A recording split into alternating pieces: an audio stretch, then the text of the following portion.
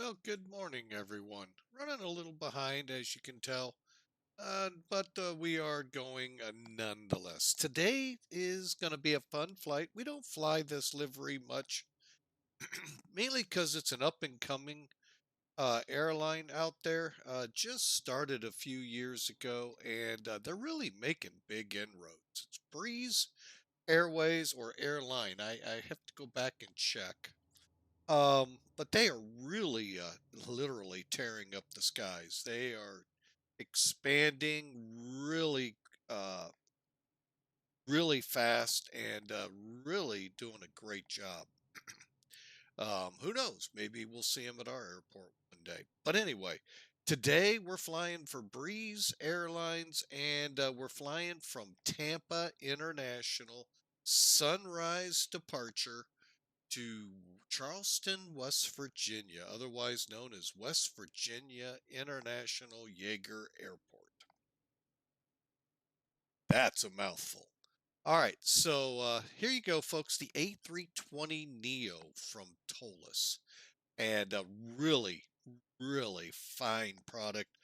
Great animations that don't over encompass the aircraft like I think so many do. This one is very basic, down, sweet, perfect, doesn't get in the obtrusive way.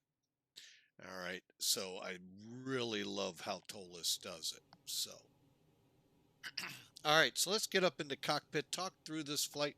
We got about an hour and a half, 2 hour flight ahead of us. So, all right, so up here, we'll go into Sim Toolkit. And I harp about it, folks, but when you come across the freeware item, you gotta hype it up, folks. It's free. That's a word in the other simulator you rarely hear.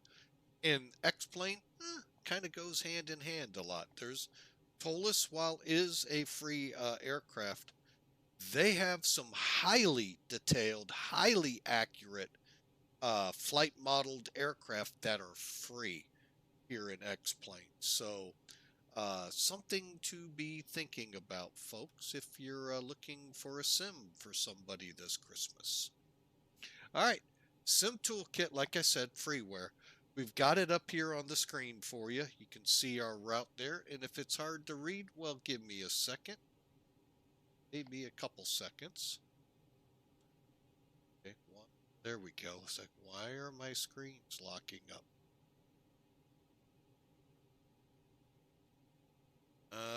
Let's see. There we go. And if I could learn how to spell, it would have been a little faster. But anyway, there's the route if you can't read it there on the screen. Um, and basically, it's almost a straight shot up. As you can kind of see, I'm not going to zoom out any further. Just trying to get in here. There we go. Get the fixes up here. All right, so you can see we're flying Baypo 1 Camjo Q99 HEPAR Hurley IRQ to Spartanburg, and then we'll join the J85 up to Charleston. All right, so let's go through this, and I'd have to say, folks, I'm still getting used to this, and it's going to probably take a long time. So, but here's the METAR out of Tampa here. We currently are going to plan the 19 right departure. Corrected METAR to read 090 at 610 miles visibility, 25,000 feet, some clouds hang around. When you think of Florida, you think of it in the winter. That's pretty much what you think of. Oh, and did I mention the temperatures are in the 22, so that's going to put it 70s to 80s. All right, the barometric pressure 3017. So we got a pretty decent day ahead of us. Oh, I'm sorry. It actually deciphered it above 71 degrees. My bad. All right, and over in Charleston, a little chillier, 57 degrees out, 3009 on the pressure, and the winds 220 at 8. So again, a marvelous flight ahead of us. Simply marvelous.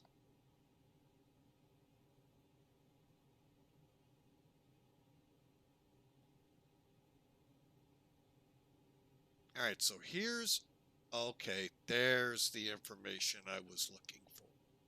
Okay, it's going to give it to us in one way and only one way. I liked it when it sat over here, combined the approach departure, but now they're going to give it to us all in one spoonful. Okay, now at least I found it. It didn't disappear. Why do I harp on this? Well, folks, many of you out there say X-Plane or pick your sim is not real. That's because you make it not real. When you dig into this information right here, folks, and you plug that into your FMC McDo, folks, you're making it that much more realistic. And I'm here to tell you, the airports in these sims are set up now with slopes. You can get contamination on the runway to make it a little slipperier. You can get all of that. So, folks, don't leave that information out because it just takes too long. Well, you know what? Then you can't claim what you're claiming. All right, enough on that. Loadout sheet. Let's get these people loaded up and going. Maybe we can get an early departure. Novel thought. All right, so we're going to leave out of here with 41,360 pounds in the payload. We're going to have a full load up there, 188 peeps. Ooh. Oh, man, we got full load. Zero fuel, 139,111 on the zero fuel. We'll be blocking fuel at 17,022 pounds. Like I said, 188 folks, giving us 8,460 pounds of stuff in the cargo bins, be it bags, be it cargo. Route again, and 18. Really, dispatch 18? And then 37,000 for our cruise today. Not bad, actually. All right, and let me do one quick check. All right, so far so good. Go ahead and get us up and going on VATSIM. I really do want to get this plane out. I'm wanting to get out early so the crew taking it back can take it back early.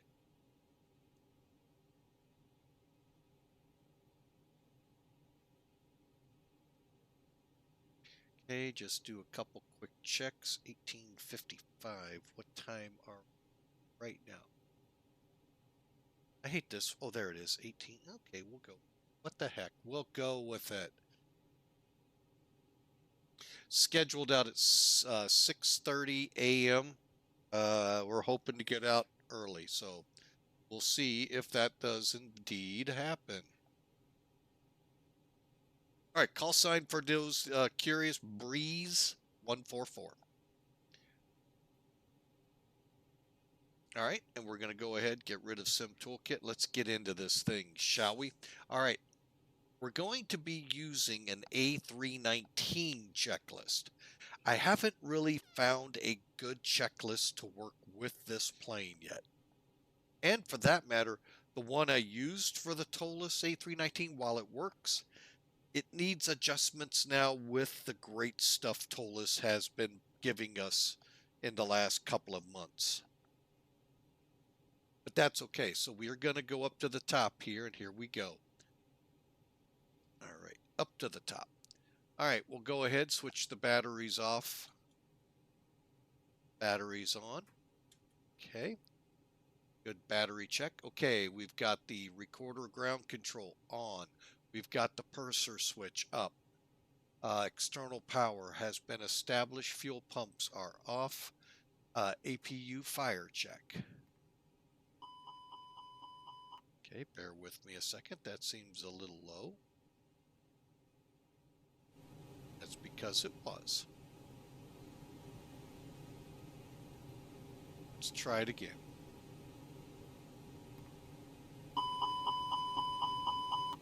Much better. While I'm here, I go ahead and get all of my fire tests done. Good deal. All good, ready to go there. Let's go ahead and get some fuel coming into the plane. I like using this, mechanical and the attendant. All right, so the mechanical, fuel for the flight.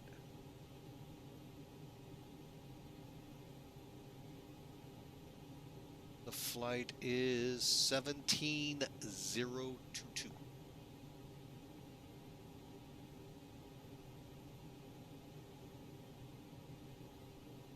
Let's go with 200 extra pounds, request the fuel. Okay, when it goes off, great. Let's pop out here. That's the kind of animation I like, where the vehicles pop in. Don't pop in, pop out like some. They drive in, and then they drive out of frame distance pretty decent away. Now, the bad thing is when it drives away, if there's a plane in the spot next to you, it's going to go through it. Is what it is. But I really like that. All right, back down here.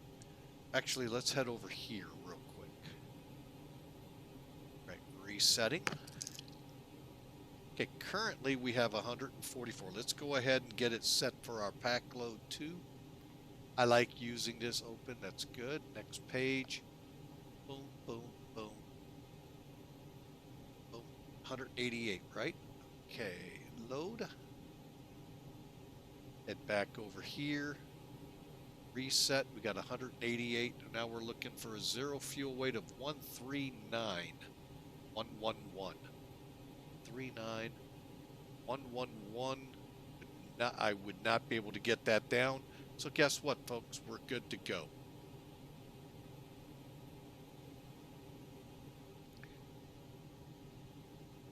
All right. So we got our fuel, and we're going to begin to board passengers here momentarily. All right. So once we're done fueling, let's see how we are doing. 17,160. I think we're loaded.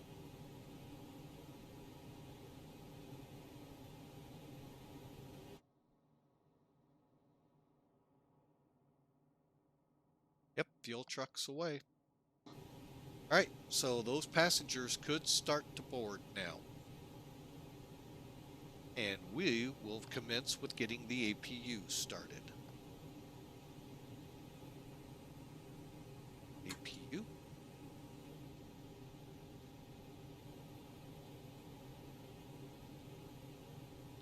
Waiting for flap open.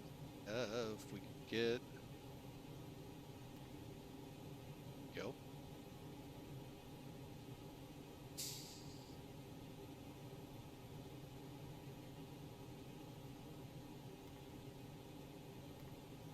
Okay, we'll tilt up here, hit start. And then we're going to let it spool up and then continue with our startup.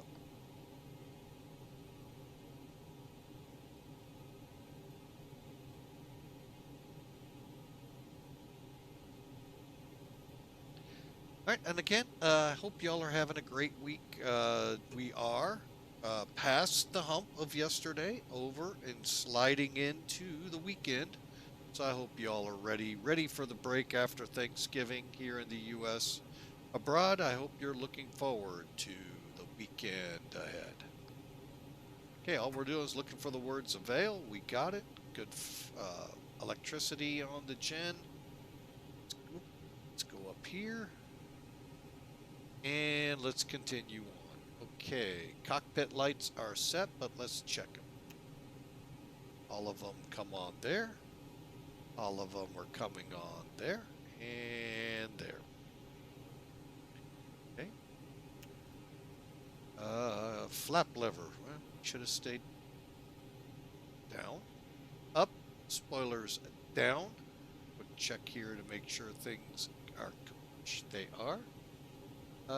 Probe heat in the auto position, and cross bleed auto. Generator faults are on because the engines are not running. And the packs are about to become on. Now, bleed. Okay, the packs are on. Let's go ahead.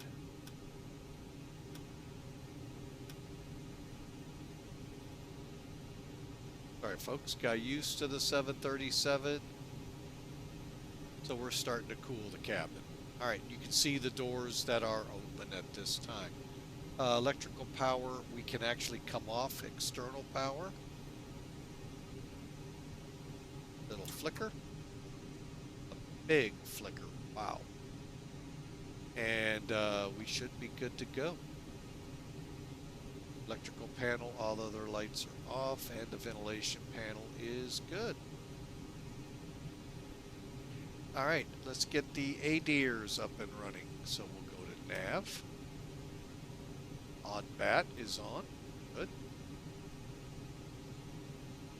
On bat is on for IR2. IR3. On bat just means, folks, if you lose your generators in flight on the main engines, for some weird reason the EPU generator doesn't come on, the battery can still tell you where you are. Alright, now let's finish it up. Okay, so we're coming up this side. Okay, everything's looking good. Supplies on. And radio controls on. CVR check. Terrain's the only one lit. That's good. Cursor is on. Back down to the bottom. We have strobes on. Nav 2 on. APU is on, available, and the bleed is on. Seatbelts are off for the moment, and no smoking on. Emergency lights are armed.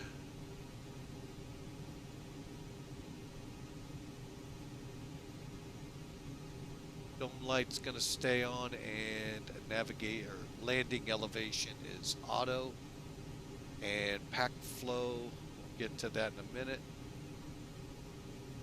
is going to go high because of a full load. Okay, working our way up.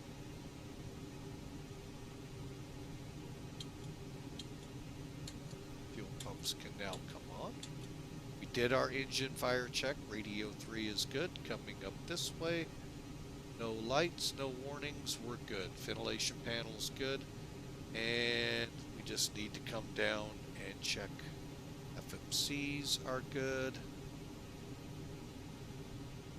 And our radios are on and set to decent frequencies.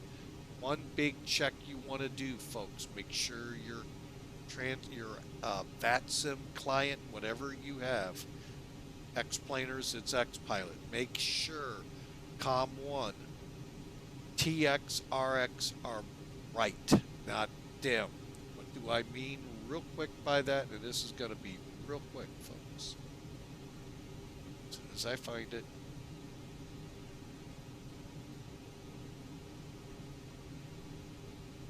Okay, you look at X-Pilot here that I brought up from mine.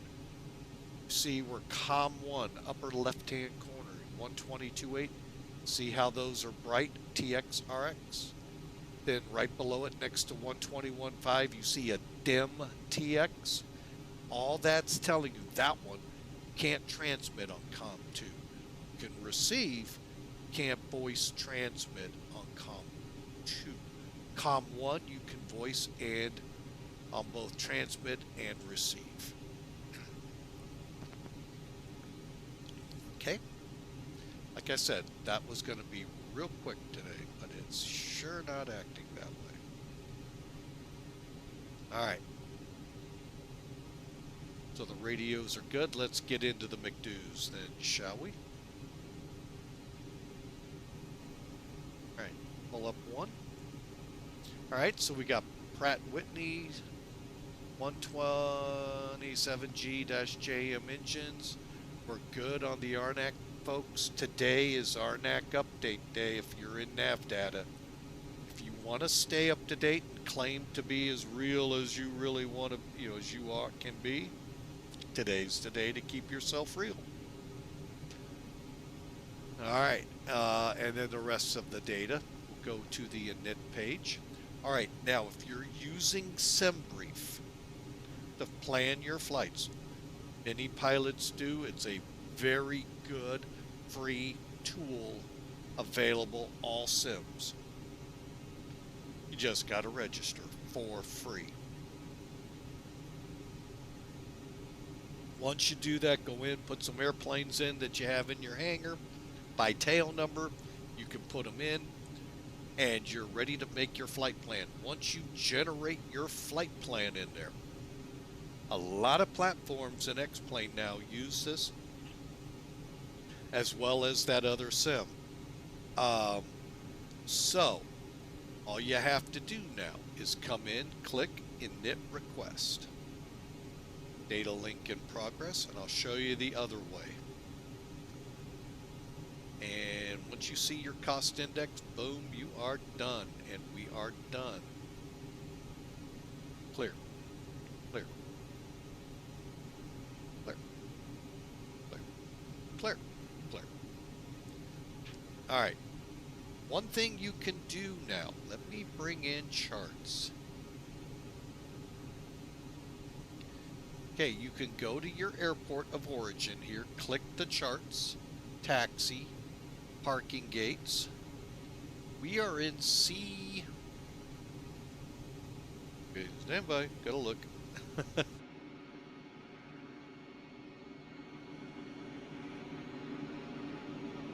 44. Forgot. Sorry, folks. May 58 be better to you. Alright, so before you get aligned, you can actually come in here.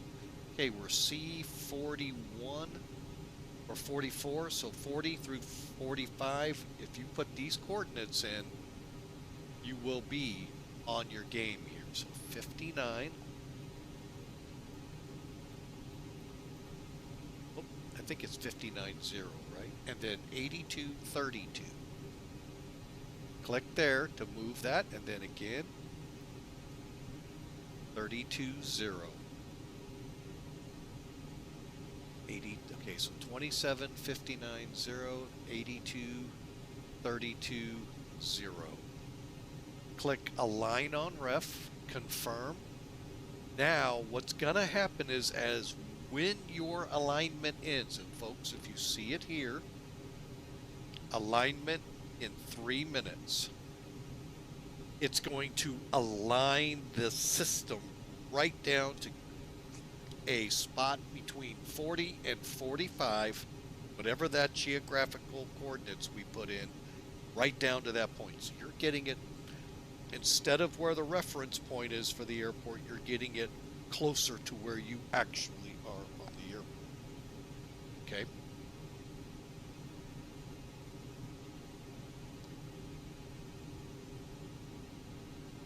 Okay, so we got the initialization done. Let's get the winds. It's the easy way to do it, folks, believe me. I like to make sure they funneled in on the others. Okay, return. And make sure your data looks good. To me, it looks fine. Our alternate is CVG. We'll find out here. Okay, so we've done the init page. Next up is F plan. Now, it's gonna download your flight plan, folks, without the destination and the arrival runway, or the arrival approach, and SID stars. Okay, you have to put those in per current conditions.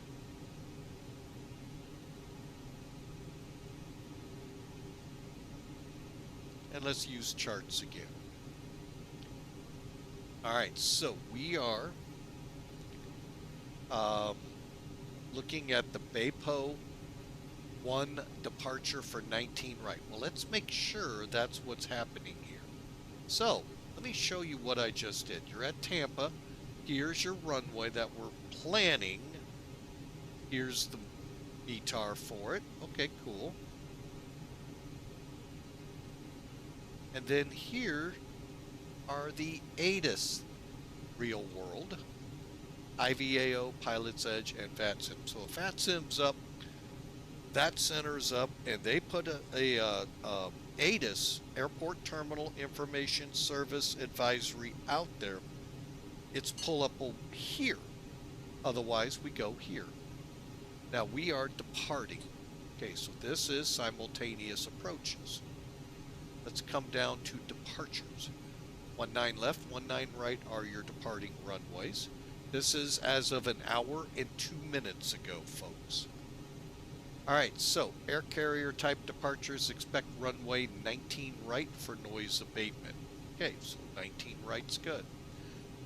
Then we get some NOTAMs, and if there were any signs of water, snow, ice, first off, the news would be out at the airport, because for that to happen at Tampa, snow and ice, that would be a newsworthy event.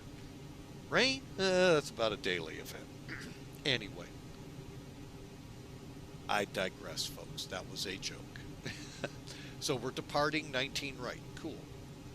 So we got that part down. Now, the identifiers, don't use them in VATSIM because the controllers will have their own setup. Okay. All right, so let's look at the BAPO. Okay, so we're going to take off 19 right. Real quick, familiarize yourselves. Here's us. We'll taxi via Bravo 1, probably Bravo. I don't know. I guess they would put us to Alpha. Victor Whiskey 8. Okay, don't look for me to tell you that on VATSIM, folks. I flat out refuse to do it. Just going to let you know. Just going to tell you I'm taxiing and to where I'm going. All right, so as you just saw me do, I clicked KTPA at the top, departures, and we're on the runway. 19 right, okay. Our SID, BAPO. Get out of this one. Let's go to BAPO. Okay, real quick, we can do a quick down and dirty. 18.8 is our departure. 18,000 is our transition, which is everywhere in the United States. Initial climbs on 19 right, 187 to 540 feet. Turn to a heading of 203 degrees, or if ATC tells you something different. So how does that look? Just like you see here. So we're going to come off 540 feet and make our turn 203 degrees, follow it, and then vector to our, vector to probably Fenke. So we'll put BAPO 1 in. Our transition should be Camjo.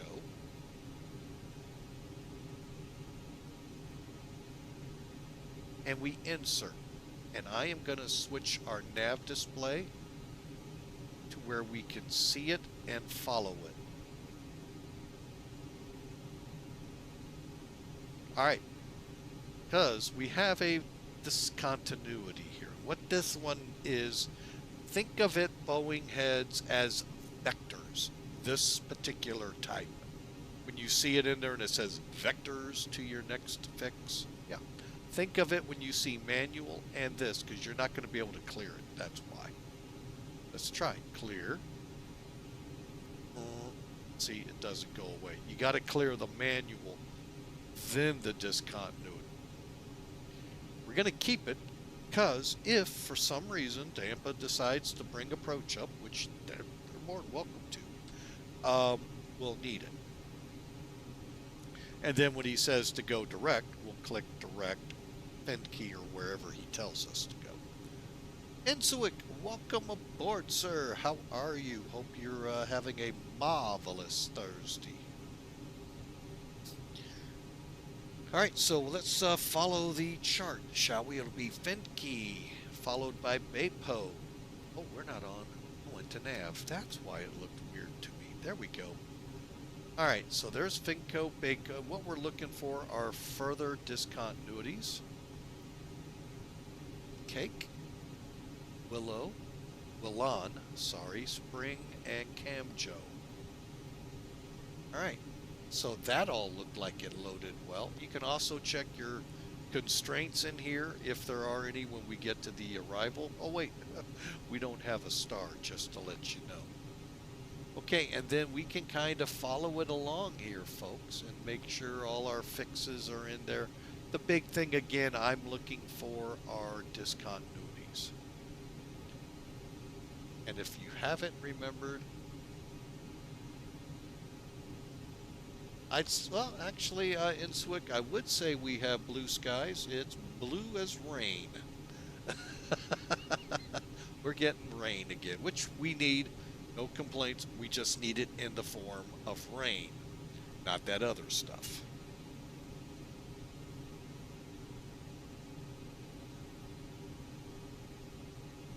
But I'm glad to hear things are good where you are.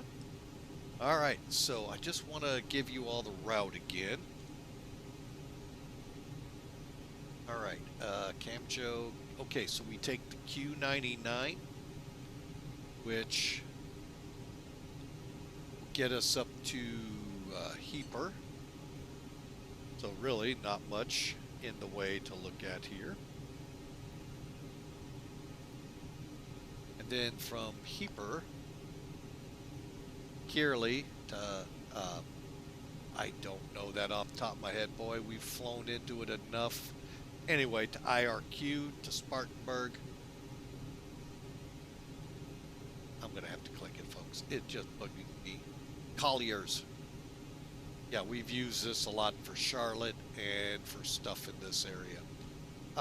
Then Spartanburg. As we go up past Astoria and Charlotte.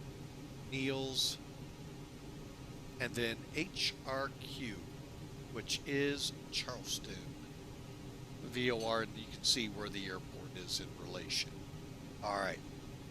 And after that, you're going to see another discontinuity, meaning we got to put in the arrival. Arrival. Now, let's take a look here.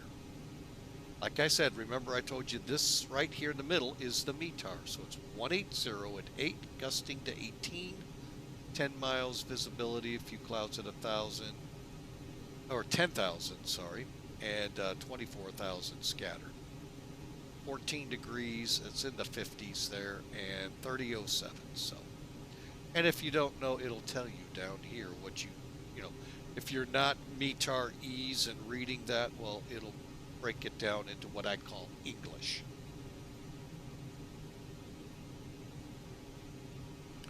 And the one, I'm curious, some of this is correct down there. This is the scientific stuff. Automated station with precipitation, delimitator, sea level pressure, bloom, hourly temperature, boom, and dew point. So it gives you, you know, all of this gobbledygook here. That's what's being disseminated down below. Okay, and I call it gobbledygook because it really is gobbledygook. No, it really, many pilots, maybe I'm wrong. I never was taught what all that stuff meant. So, but that also was back in the 80s, and, you know, well, we were just rebels back in the 80s, so. Okay, so we're planning runway 23. Let's take a look at that. 23 with a 180. That sounds good to me. So we'll be coming in from here, exiting on a 6,700 foot runway, folks. Ooh, yeah, we'll be exiting down here. EMAS means you have the concrete runoff, but it's set up in a way that it'll collapse around the airplane to stop it from going off the hill down a few hundred feet to the interstate below. Not a good thing if it fell on the interstate. Okay, so here's where the terminal is. So coming off at the end of the runway actually is not a bad thing. So you got 6,700 feet to work with. So nice short runway day. Oh, you gotta love it. All right, let's see what kind of approaches we have for runway 23. I got a, oh yeah, we do have an ILS. Okay, good. All right, let's see here. beautiful clear day. I think an RNAV is the choice of the day. And I've got an RNAV, oh, and an ILS. Let me take a look at the ILS. It's going to go into a procedure turn to turn us around and come back.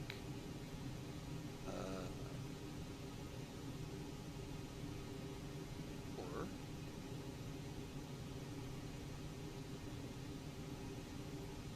out to glaze.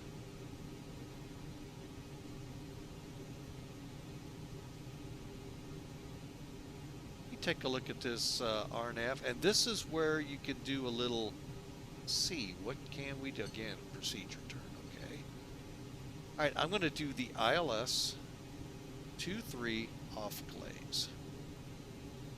That'll give us plenty of time to get the plane stabled, situated, and in the groove. All right, so you can see we'll come off Charleston. The glaze drop down.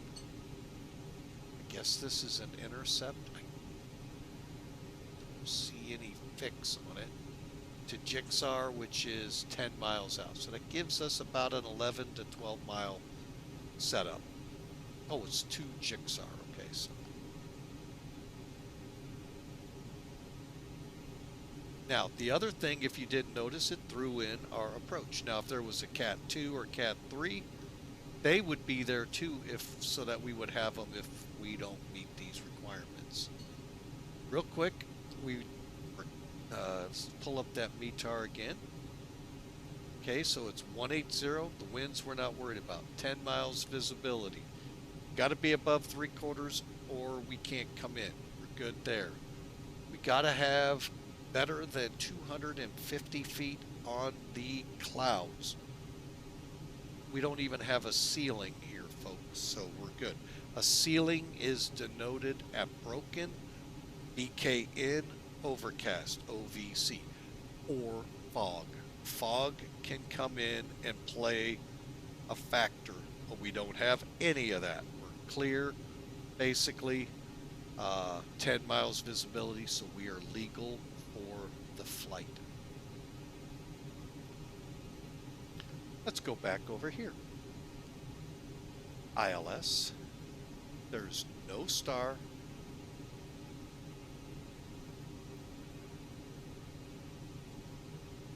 Hang on, I need the chart again.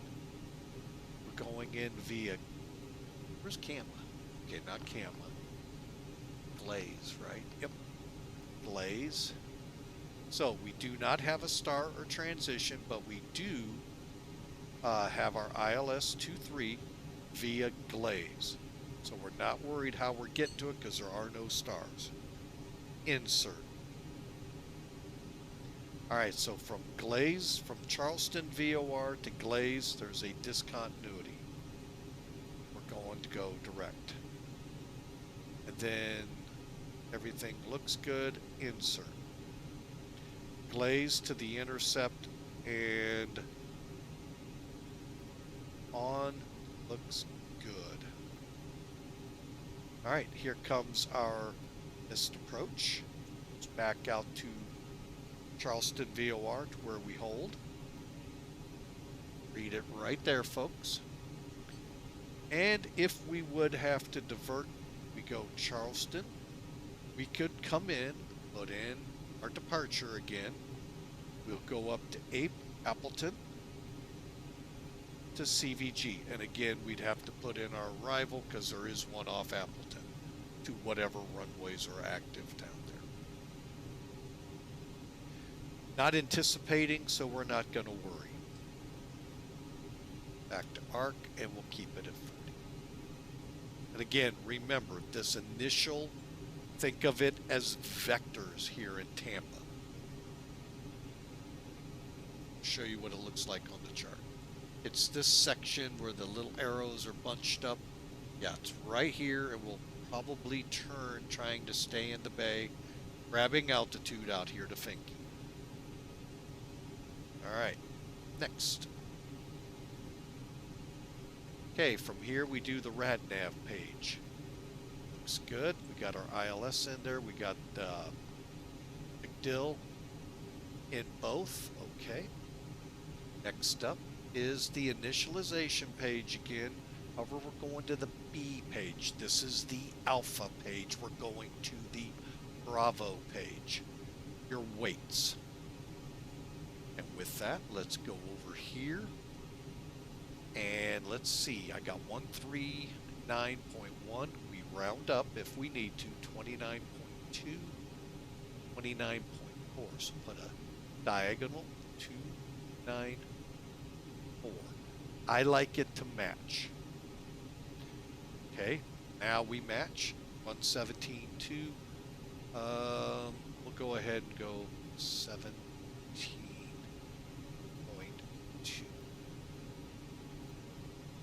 Okay, next up, guess what? Perf. All right, so you know what this page means. We're setting up our takeoff speeds. And we have a couple of ways to do this. We can actually start here, compare, see how we're doing. I am going to once again call upon charts, EMISA. All right, so wind 122 at, this is 18 minutes old. The only bad thing is you don't know what the weather is pulling from you.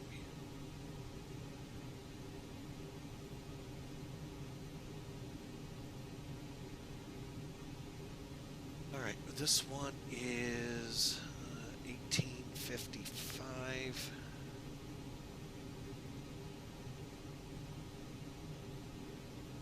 Okay, it's about close enough. We'll go 110 at, wow, that shouldn't be showing variable.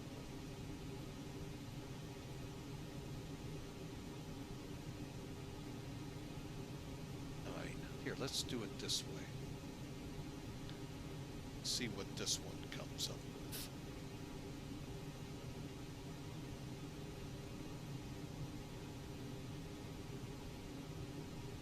$17.53, so that's a couple of hours old. All right, so we'll go with what I'm pulling here on Sim Toolkit. I'm not Sim Toolkit, Sky Vector, and it's showing 110 at 9. Okay. Outside air temperature 26.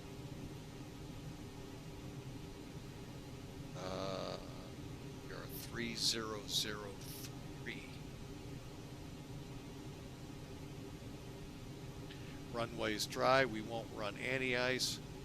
CG. I'm going to go with. Now, why I like this, this is really ingenious. It allows me to see what would happen if on an 11,000 foot runway with these conditions, what if I flex it? What will it do? We're going to have the air conditioner on, configuration, and it's going to tell me the best configuration for the aircraft. All right, so V1 minimum, V1 max. So you're going to get 124 is right here, maximum right here. There's your stopping distance. A whole 700 feet.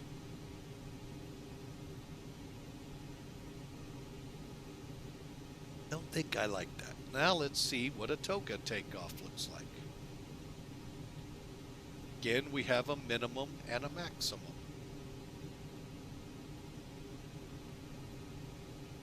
$115, it's here with 7,000 feet to stop. 146, I have 3,000 feet to stop. I think we're going to go TOGA. I think let me do that one more time. Let's see.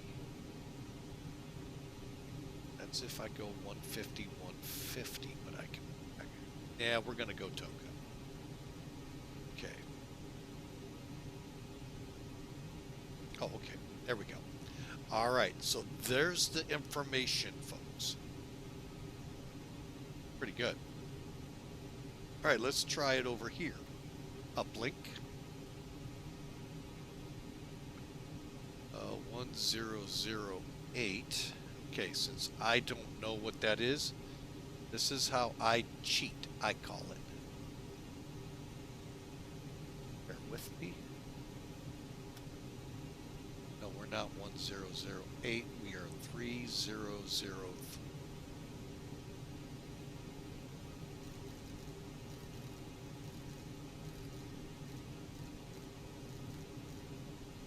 $10.17.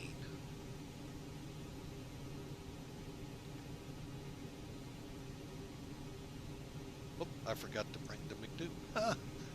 It helps. All right, so 300. Oh, I like that. Cool. All right, 110 at 9. 10 diagonal 9.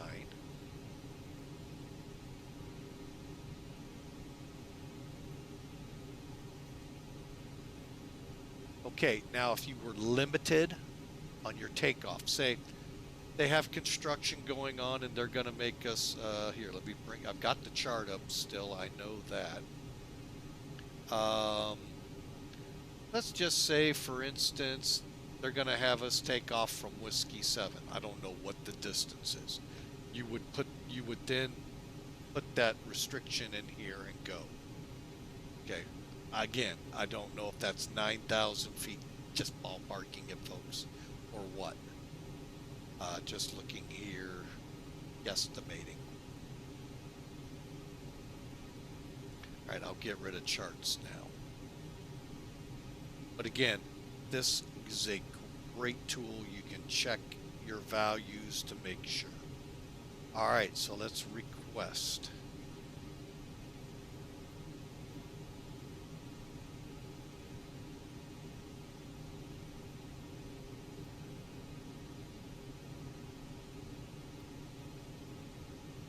Okay.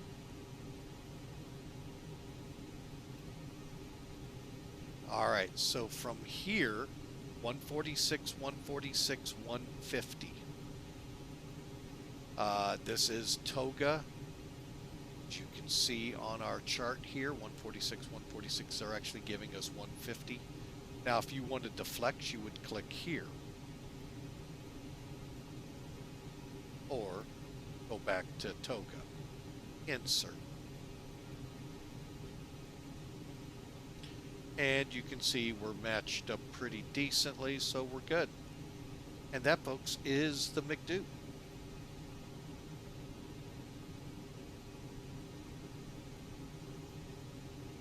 And then you could go and put secondary plans in and all. I've done it once. I don't remember how I did it. All right, our people are aboard. Looking at our clock. We're getting about 7 minutes from departure. So let's finish this up. Okay, so the altimeter is set. We'll come into the middle here. Makes it so much easier to see. Flip-flop. All right, so flight directors on, LS constraints, VOR, VOR, and ARC and 40. Let's go to 20 on this side, ARC and 40 over here, VOR, VOR, LS and constraints. Okay, heading and speed, dashed with a dot. That means whatever is in the McDo, they will do.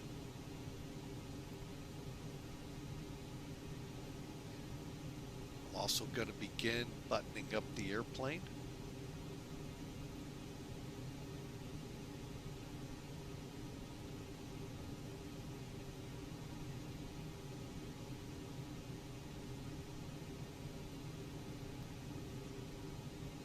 Okay. You can watch that there. Next up, anti-skid on. Transponder. I'm sorry, switching panels first. That's these. Make sure they're all 12 o'clock. See them slowly starting to close and pull out. Transponder on.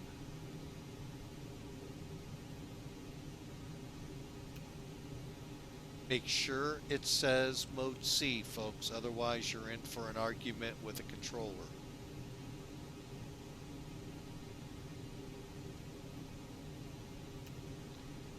Doesn't mean you're TARA. It just has to say mode C and they're in their happy place. This on flight plan. Okay. And beacon. We're about ready here. Let's see. Just having some troubles with count some here back there, but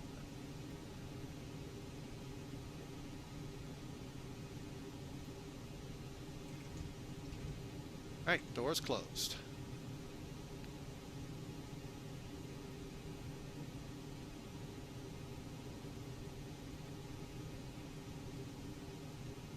Jet bridge is away. All I need to do is start up my ACARS program. We're ready to push back on time, folks. So there's my program.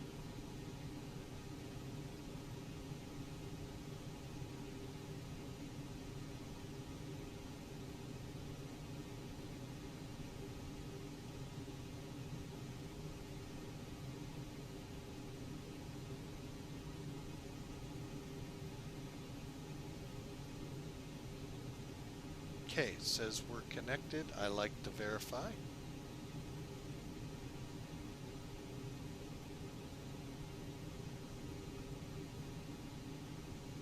And indeed we are. Okay. Beacons on.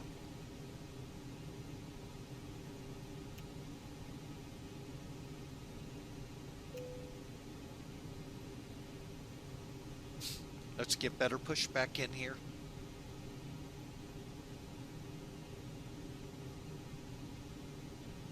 Okay, let's try that again, folks.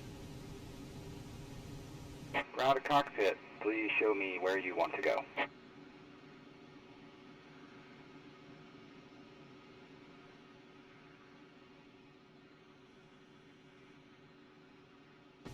Hang on, folks.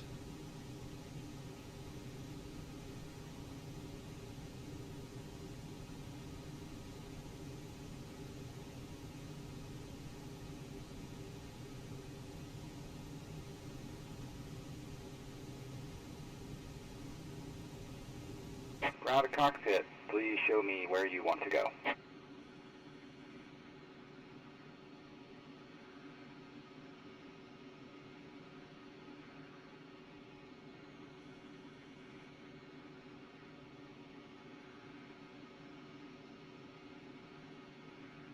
Ground to cockpit, tow is driving up.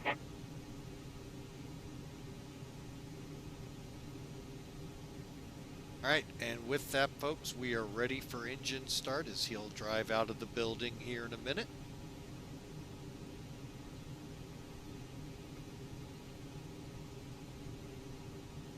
Yep. Couple things here.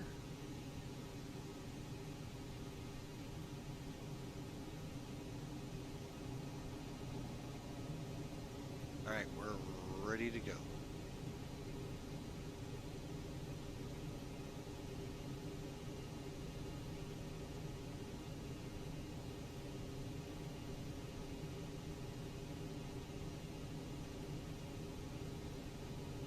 Okay, all doors and hatches are closed, ready to connect.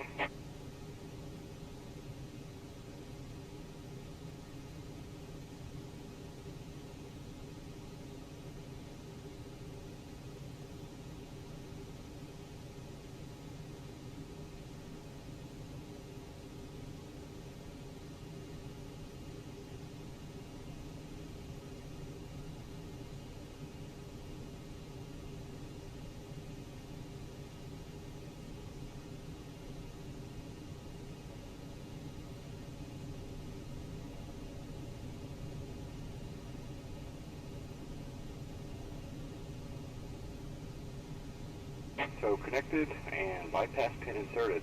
Release parking brake.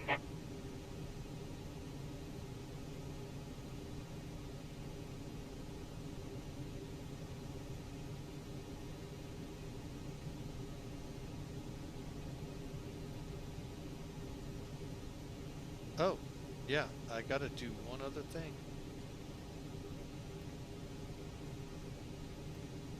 starting pushback, and you may start engines.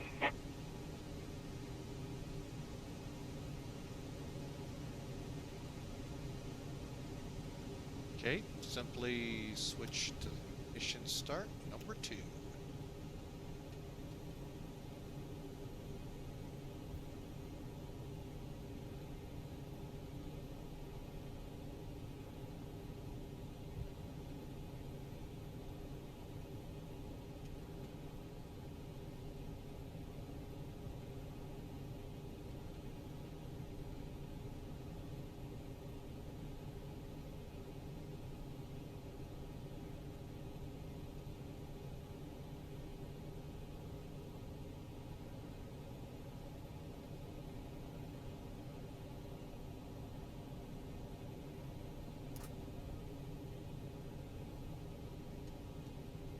Okay, we're just about there.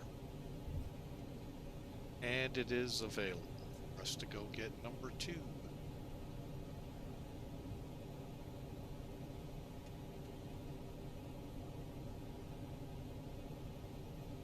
Or number 1 started.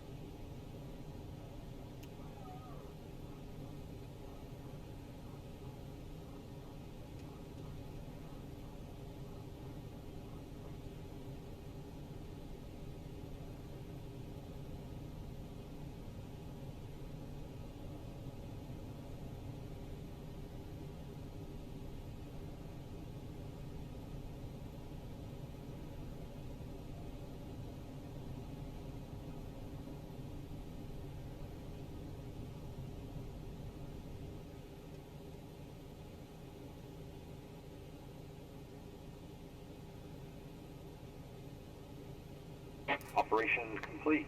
Set parking brake. Brake set. Disconnecting tow. Stand by. Okay, we have available, we got a 3-minute timer for engines to warm up.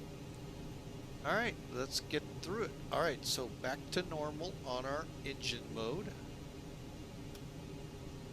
Let's see, APU bleed. We'll get that in a second. While we're here, let's go ahead, arm, set 1.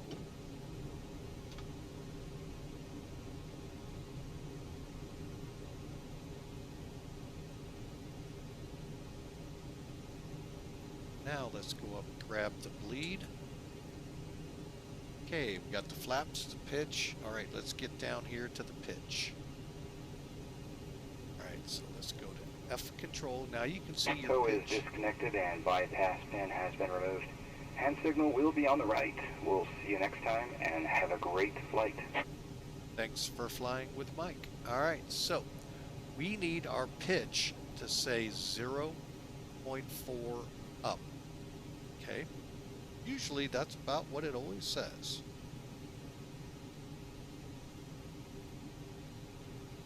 Okay, and then I also do my control check now. It's real easy to do.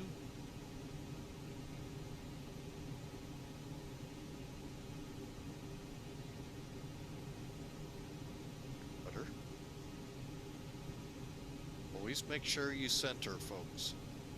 You saw we had a problem on Zebo once, and it was my problem, not Zebo's.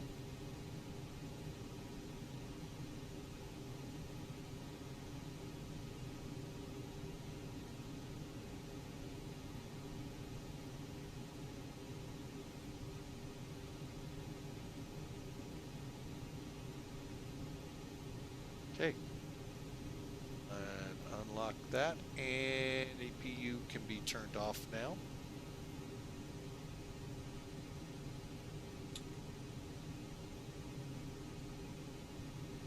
And let's go down here, get our slides armed. Okay.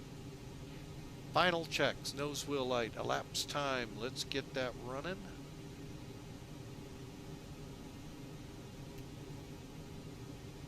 Minutes 30 seconds, so we're good to go. Brakes check, flight controls check, FMA, auto brakes max. And let's go up here, get our cabin.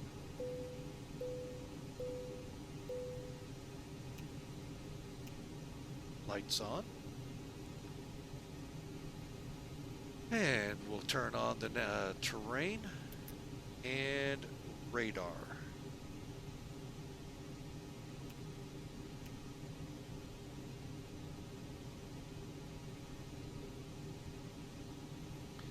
Okay, here we go. Test, and we're good to go.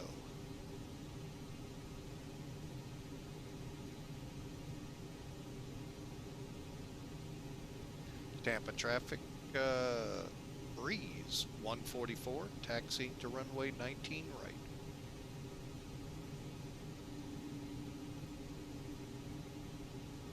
Brakes off, here we go, folks. And we are taxiing. Brake check, it's good. All right, and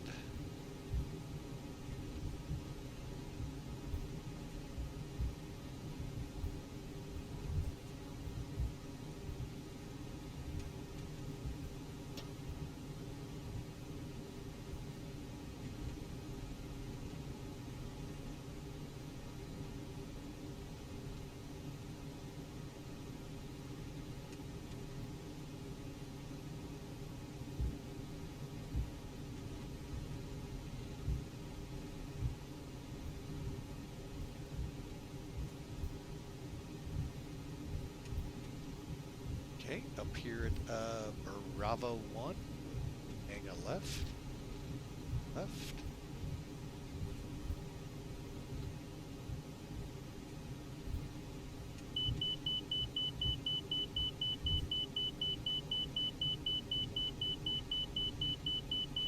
Well, isn't that kind of funny? We're getting the inner marker.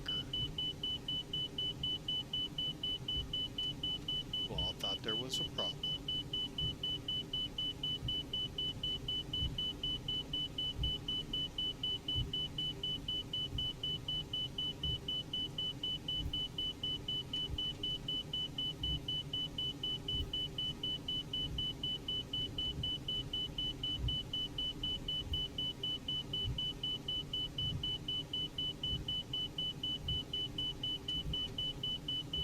That is annoying, though. I'd like to be able to silence it.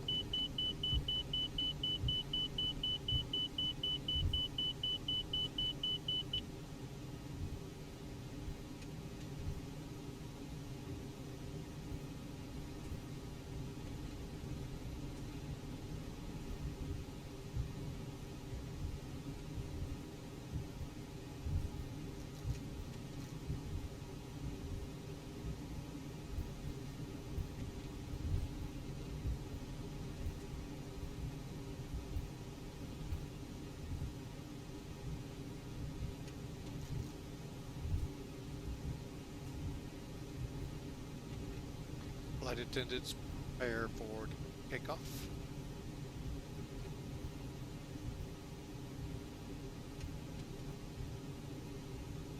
Oh, I turned early.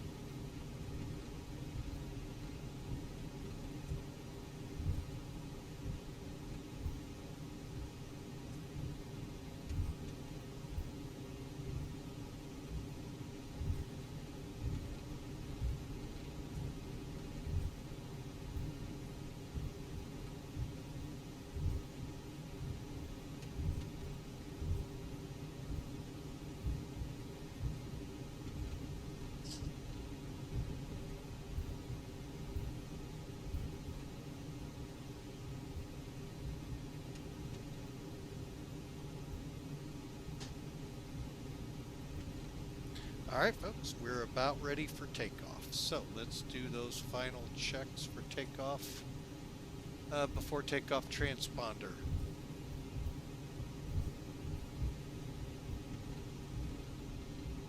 Okay, we'll make sure we go to TARA. Brake temperatures look good, fans on.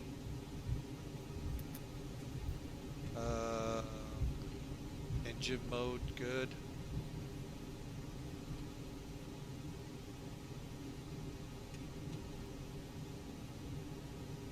Okay, we are clear for takeoff.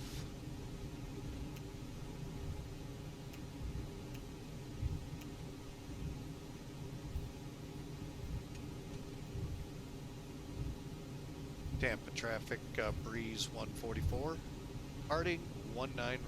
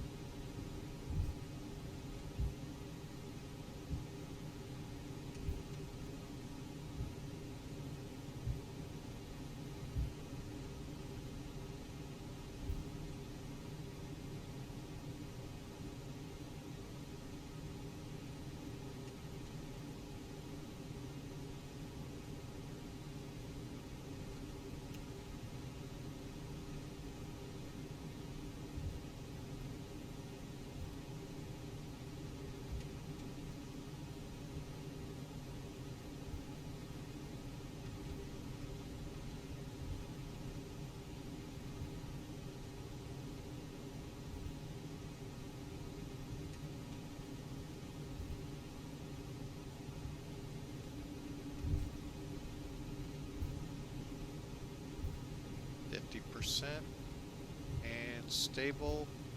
Toga.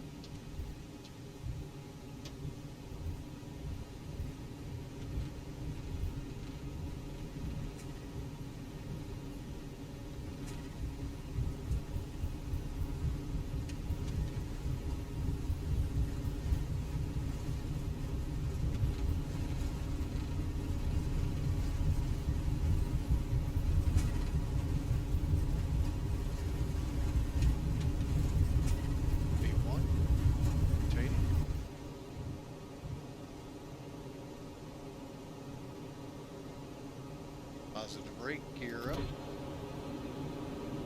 Again, 520 feet. Turn to 203. There's 400. 500, make our turn. Oh, we found that alarm again.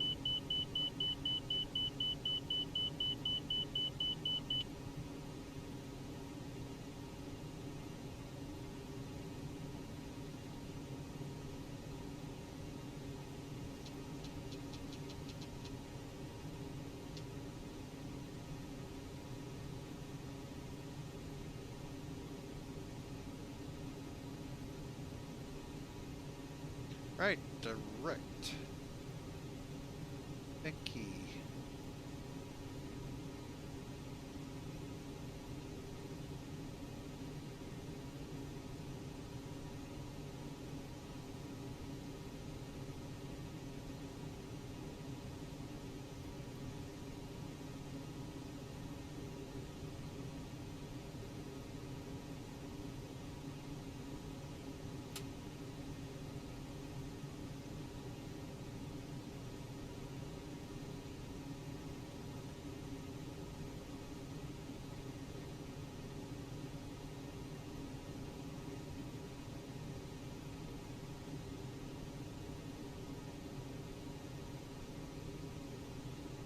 We are on our way, folks. Out over the bay.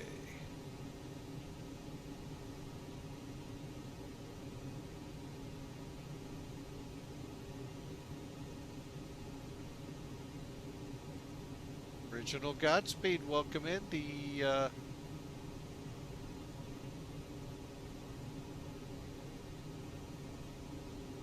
Does the A320 make the barking noise?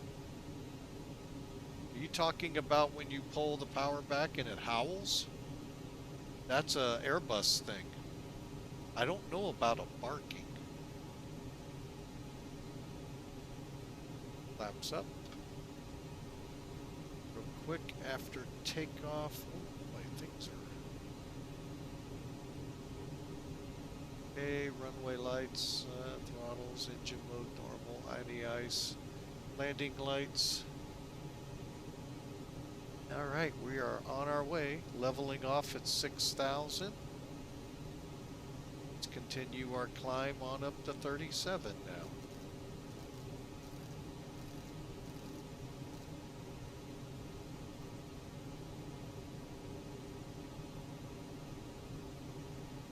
There she goes. turn off the turn-off lights.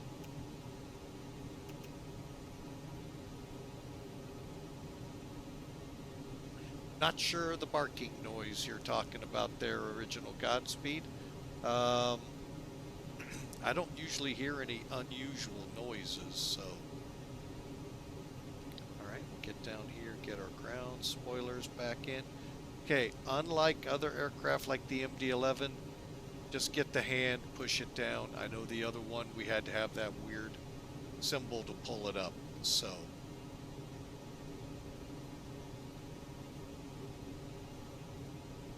But welcome aboard.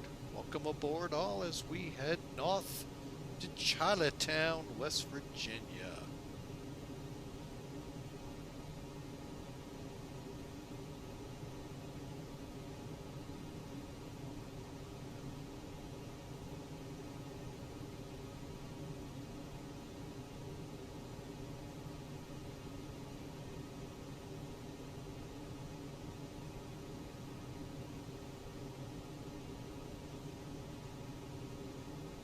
See if I can get in here and see what infamous stream elements bit into this time. They're gonna end up getting deleted here soon.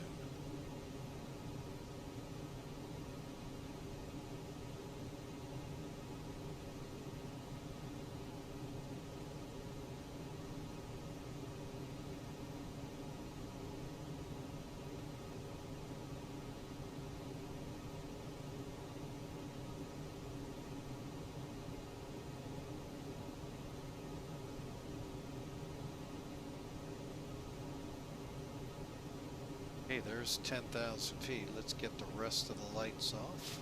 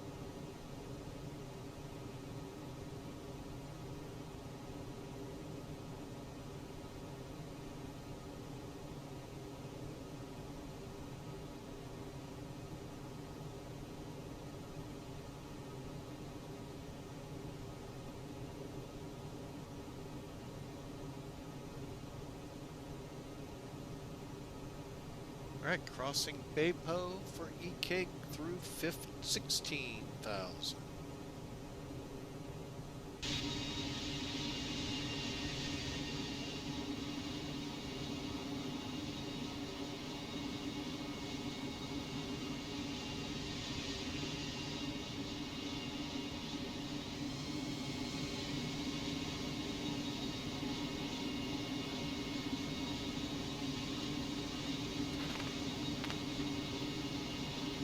By the way, folks, we were out. I don't know. I'll be honest, I don't know.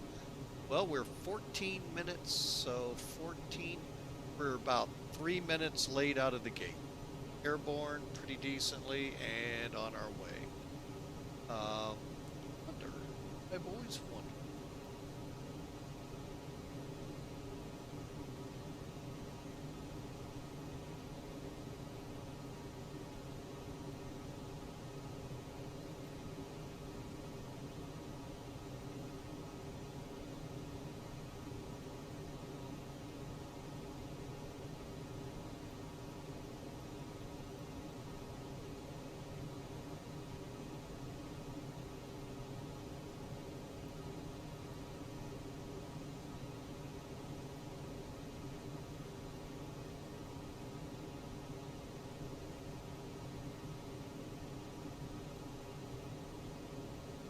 Nope, I don't see what Zebo has with that ACARS light log.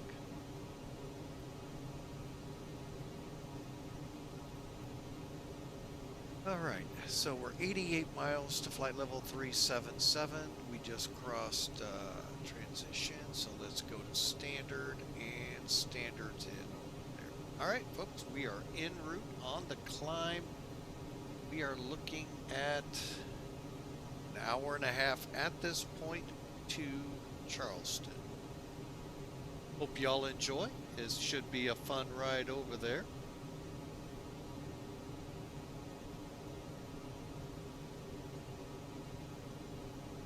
Just setting my charts up here. There we go.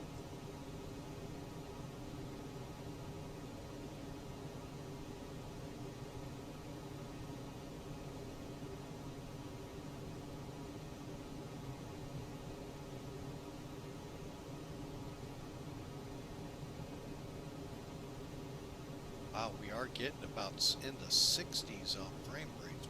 Boy, it seems like my computer is dogging this. Oh well. There we go, folks. Rolling up the Florida coast.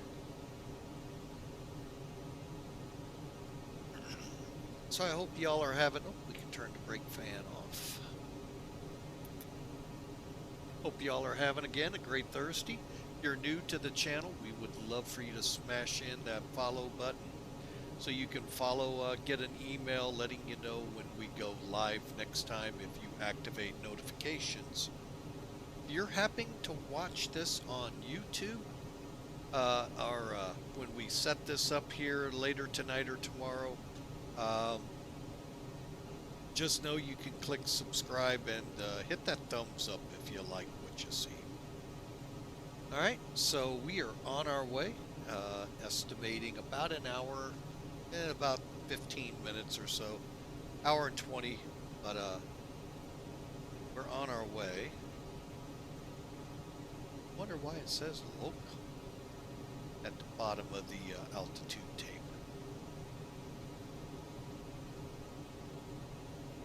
I may have to look that up later tonight.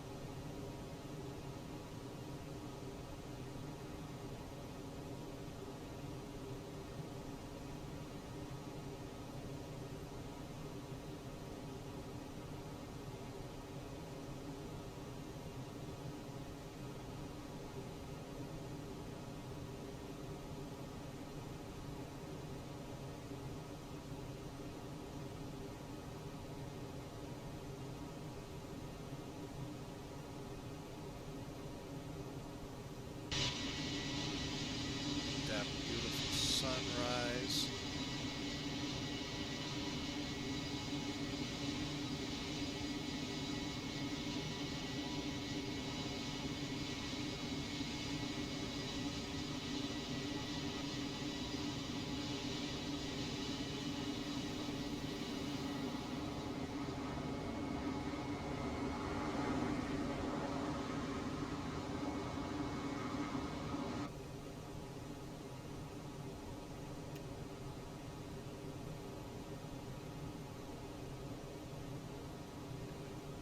What's up?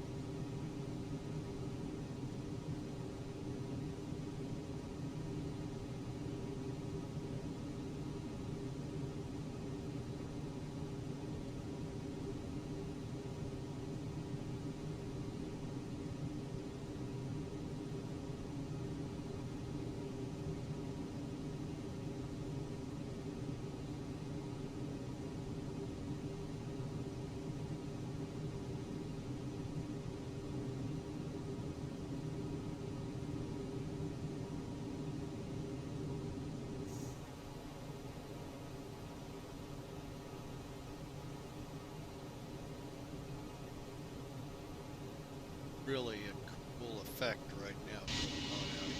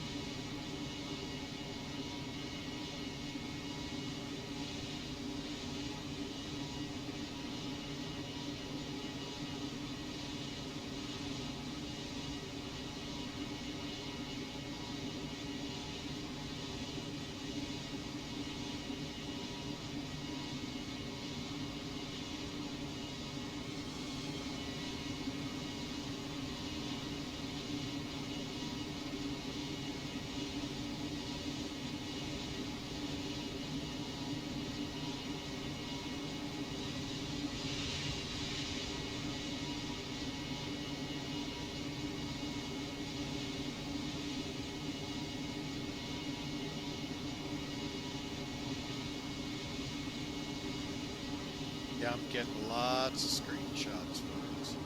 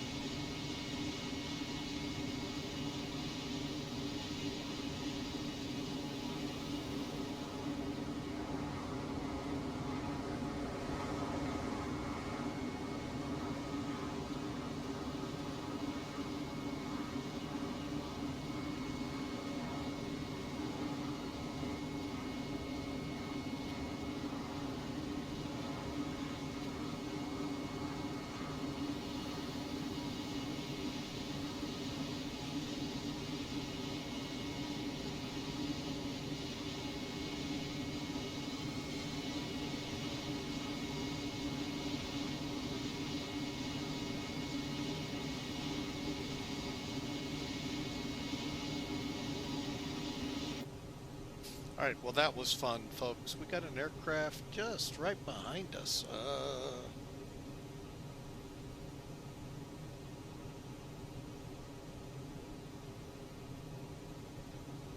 So he's about 2,000 feet still above us, so, well, actually traveling away.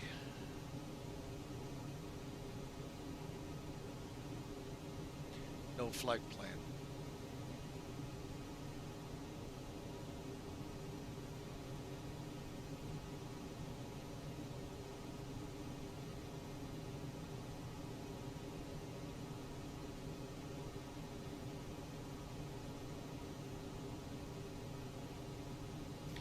All right, so we're going through sunrise, folks, and it is beautiful. Absolutely beautiful out here with the way it looks with all of our equipment and all.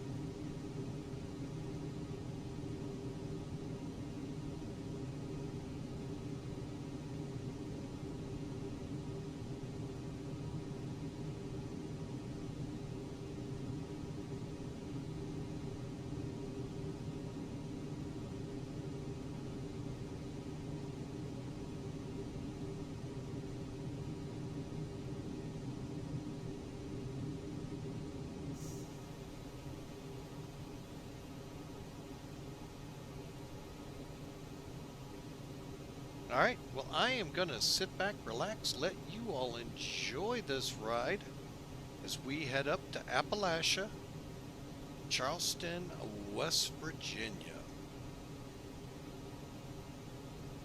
One of the legends of country western, the late John Denver coined it well. Take me home, country road.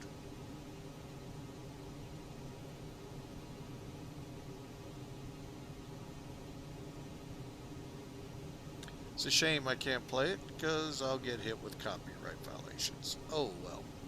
Right, we are level flight. Let's make sure everything's off up here to include seatbelts.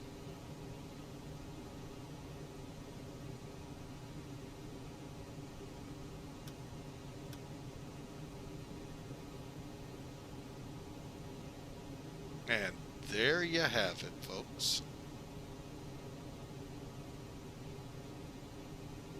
1 hour, 10 minutes. So from the time we started pushing back to this point has been 30 minutes, folks. So we're doing good on times, fuel, the whole enchilada.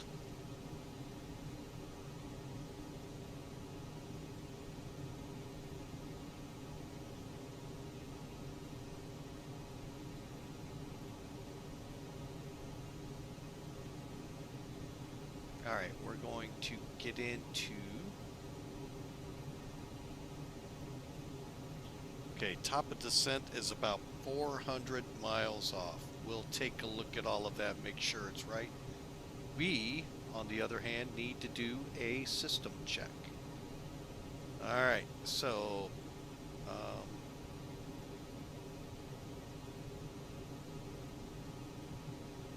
we're just going to click all right here and go through each of the functions. So the engines look good. The bleed coming off those engines for our air and pressure and all that looks good. Speaking of pressure, there you have it.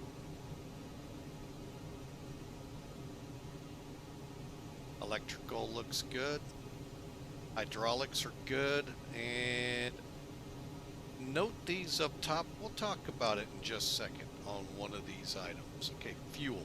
Now we do know we're about a little bit off up here, so let's go up and balance out our tanks. So right now we're running where the left side is fueling engine 1, the right side tanks are fueling engine 2. We're going to turn the crossfeed valve on. Okay, and what that does is now all fuel tanks are fueling both engines until we turn the pumps off over here. That means now the right tanks are pumping fuel to keep engines 1 and 2 running, bringing our fuel burn down. We are not dumping fuel, folks. We are just using the fuel in the right side to run the engines.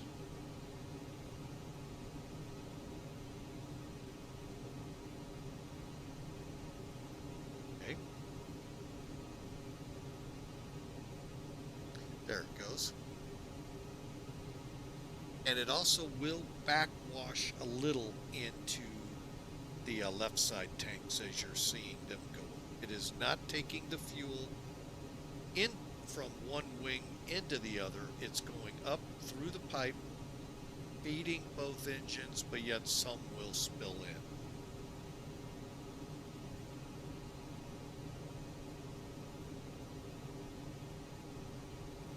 We're about 100 away.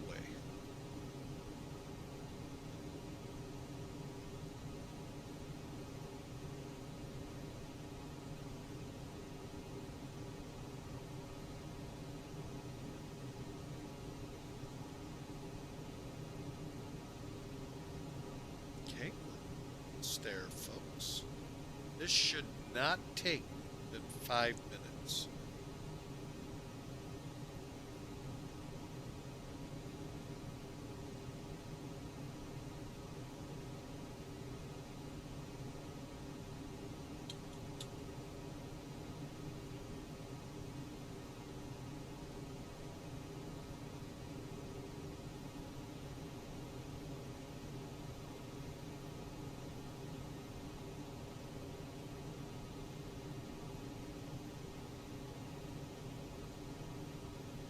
Okay, looks like we're pretty well balanced.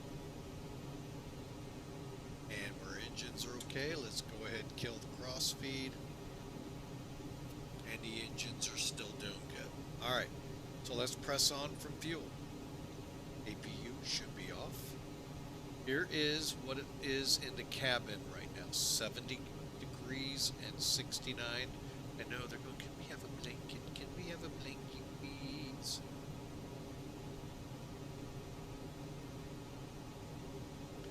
Okay, yes, slides are armed. However, you're looking more here.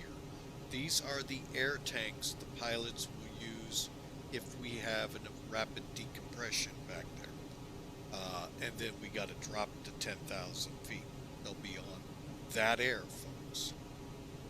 You want to make sure it's adequate. All right, remember what I said about hydraulics? Remember what I said, green, blue, yellow? Take the first letters, G, B, Y. What this page is telling you with your flight controls, what system, which hydraulic systems power the left aileron, the spoiler, the right ailerons, and so forth. So, if we, as I am a firefighter at an airport, if we were to have at least this from the plane, we'd at least know could they fly the plane. Now, what we're not seeing, gear, brakes, and other equipment. Gear, brakes are pretty important to me. Is the airplane going to stay on the runway, or are we going to actually land on the rubber and not the belly of the aircraft, well, the engines of the aircraft?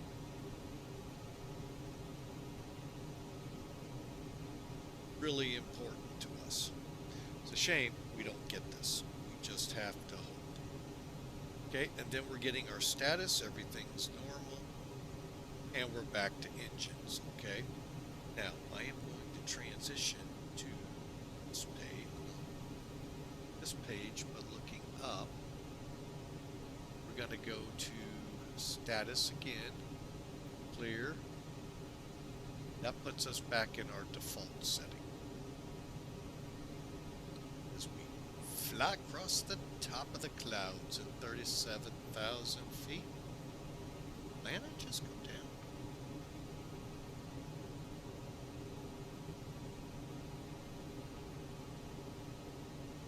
Sure looks like it. Alright, Jacksonville approaches up. We're above it. Jacksonville is loaded to the hill, folks. If you're looking for ATC, want ATC, Jacksonville is the place to go knocking on the door at.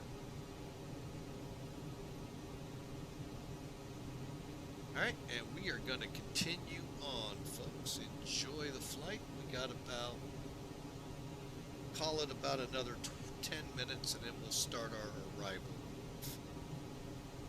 Alright, so relax, enjoy. We'll give you a few minutes of music and go from there.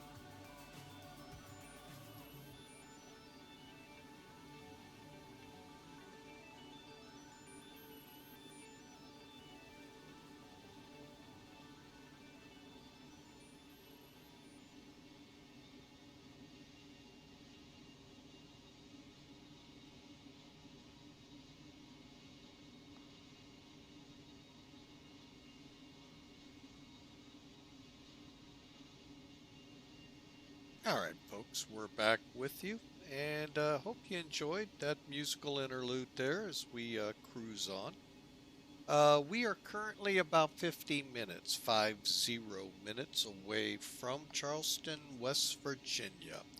And what a beautiful sunrise we have been enjoying here above the clouds. But it is that time to begin to think the arrival procedures. So, with that, let's pop back in the cockpit.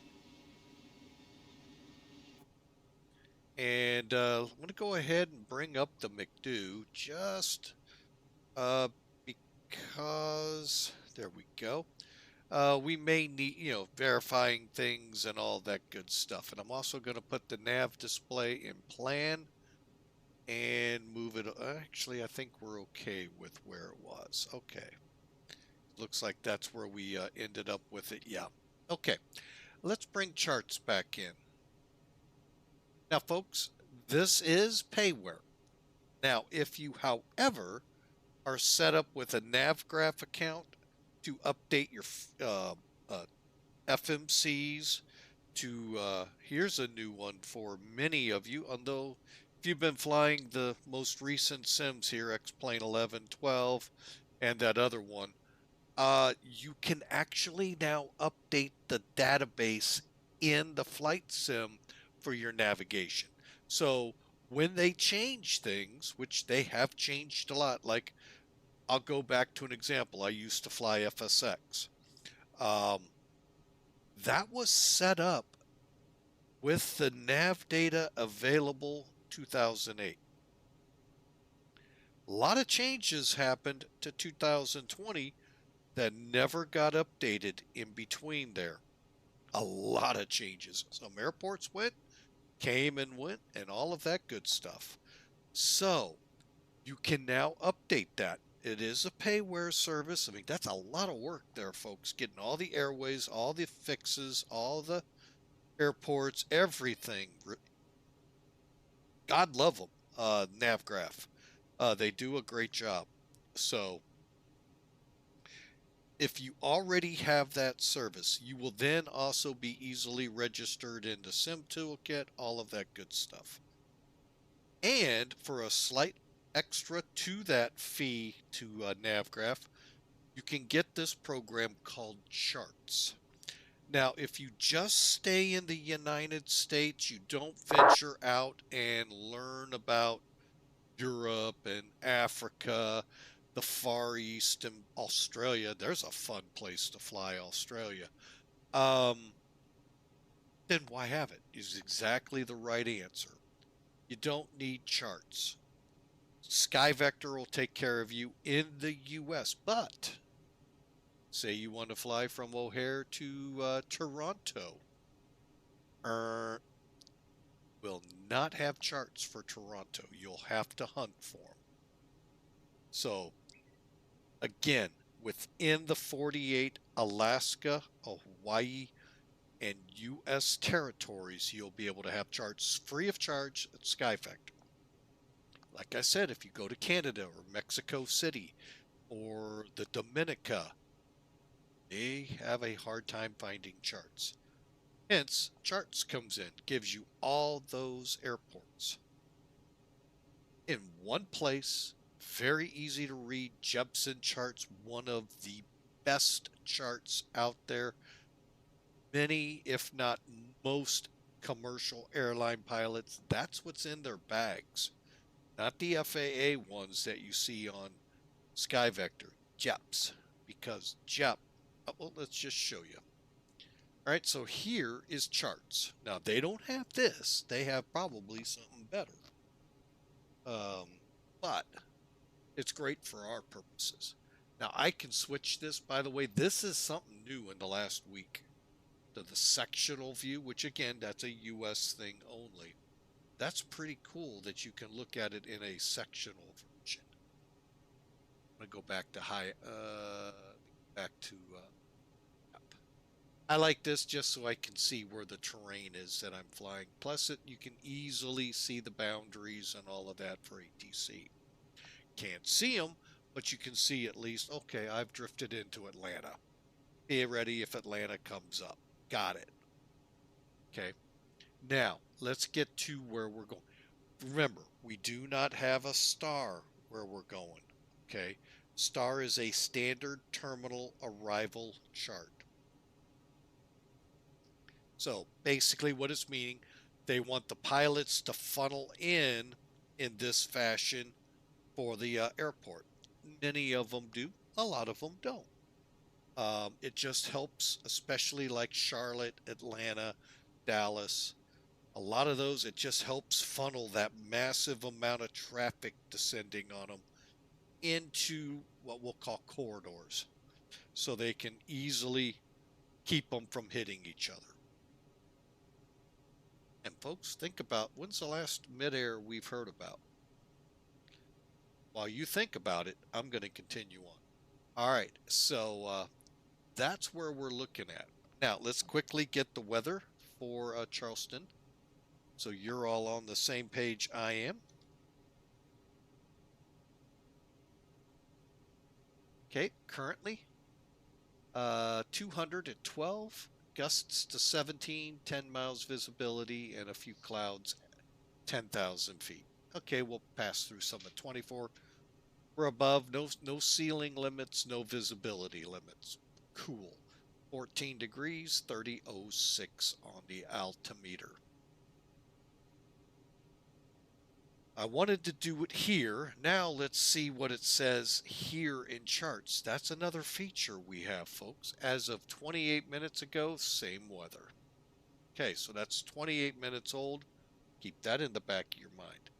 We still have roughly 42 minutes to go. There's a chance we could have an update pretty close. Now, another way to get it. Come over to your MIBOG. Go into ATSU, AOC menu, destination ATIS. Okay, we're not going to get that because it's not a D-ATIS airport. I think. No, it's not. How you would know, right up here. We'll get, sorry folks. Where you see ATIS, it would say D-ATIS. So you won't get an ATIS, but we can go here. Click here and click METAR. We could also get the forecast. What are we looking at there? Okay, and when it bounces back, go back, click received messages, and as of 12:20, could be right, hang on, 12:29, I've got this set ahead. Boom. Come on, there we go. Okay, so we've got the same information here, and we can then print it. It may have already done that. Hang on. Yeah. And you guys Toliss savvy, is there a way I can pull that up to read? I would love to be able to sometimes. All right, so there you have it. Couple of ways to get the weather here now. Then we can just go back to perf and find out we're 200 miles out. All right, so we now know we're landing anything with a 200 would be our best bets. Hey, we just happen to be landing 2-3. All right, let's look over this ILS localizer, shall we? First strip here, first across the top are your frequencies. Next are the ones that count, the localizer. Make sure we tune to 110.3 on approach. Final approach course of 235 degrees at stilt. Quick here. It's right here at 5.5 miles DME to the ILS, 2,400 feet and on glide path. Equates out, folks, to 1,469 feet above the ground. You got one level above sea level, one level above ground. Sea level will be your altimeter one, which is this one. Above ground will be the radar altimeter put in here. Okay. Decision. Okay, our decision height in MSL is 1,181 feet. In the McDo, it could say MDA, M for mean sea level. Ah, like that, don't you? Parentheses, above ground level, 250. DA, I believe, or DH, I can't remember. We'll see here in a minute. Airport elevation is 947 feet above sea level. Touchdown 931, so you can definitely tell we've got a 50-foot difference here, or no, about a 10-foot difference here. So there's our missed approach back to Charleston VOR to hold. And then transition level 18,000, folks. That's the United States. Most of North America is 18,000 feet. Unlike Europe, and I'm not trying to diss you guys any at all. It's just weird. Every country, which makes sense, could have a different transition level. That's where we set our altimeters to standard 29921013, depending where you are. Over in Europe, they have different levels in different countries, and in some countries, airports in different parts have different levels. Oh, it can get confusing as all get out. So, the ATIS comes in very handy for this to tell you that information. And if you're a helicopter, here's what you got for an RVR, not allowed. All right, so looks like we may have an offset localizer. Hang on a second. Yes, we do. All right, we have a slightly offset localizer here, 2 or 3 degrees. That's what this notation is. We got to pay attention to that. 235. All right, so here we go. We are going to go from Charleston. Procedure not authorized if coming in on radial 019. So if you're coming in this way, not allowed. Okay, and then we'll be coming up from the south, heading out to Glaze, come down, intercept, and shoot the approach. Jigsaw is 10.5 out, Stilt 5.5 out, Ulzwig is a 1 mile, probably pretty close to our missed approach point. Localizer course offset 1.5 degrees. So when you're coming down, you may have to make a slight correction for the runway.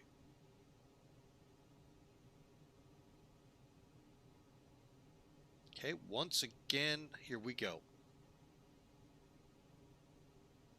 I feel like I got to sneeze, so. Okay, I was wrong. All right, so we're going to come in at or above 2,400 feet until Stilt.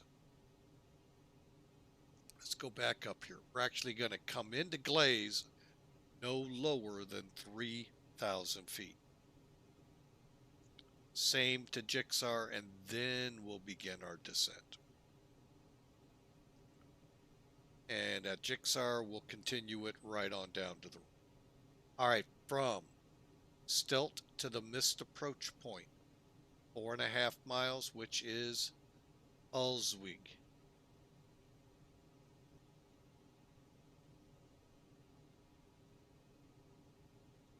All right, we're looking at probably this line has our approach speed 130, right in that ballpark.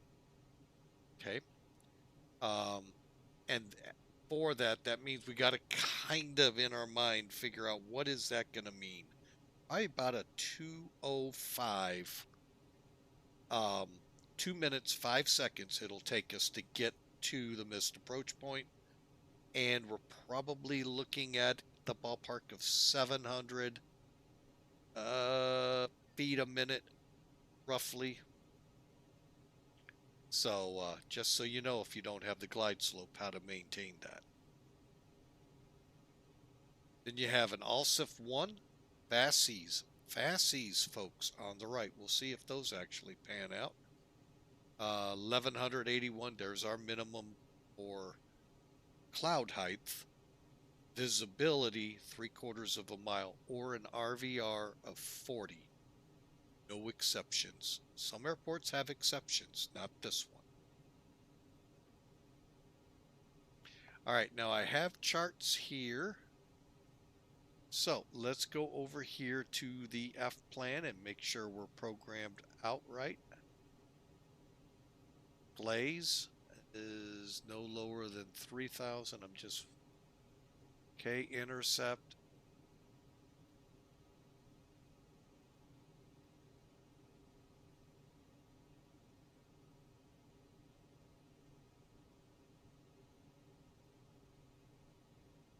Okay, it all looks good.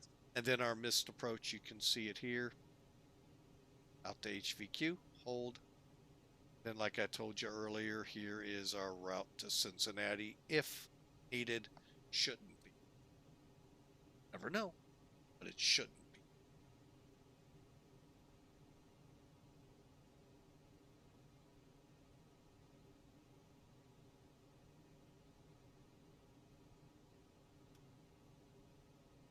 Okay, now let's see. Perf. Okay, we got about 80 miles. No, I'm sorry, about 60 miles to where we'll set up the McDo in the approach phase. So what we'll do is just show it to you. We'll fill in all of this data in about 60 miles. This is the radio altimeter baro, a lot easier to understand than when you're in the A319 with MDH, DA, or DH. Very different, so very easy. This is barometer. Again, that will be the 1181 if we choose that box. You have to choose one or the other. You can't have both. Why? It's the same point in the sky, folks. We're just measuring it from a different base. The bold is being measured at sea level, the parentheses, the ground. Okay, but we'll fill this in. Now, if you remember, and you'll see it again, do not click this until you've taken over speed here. Because if you do, you're going to slow to this speed.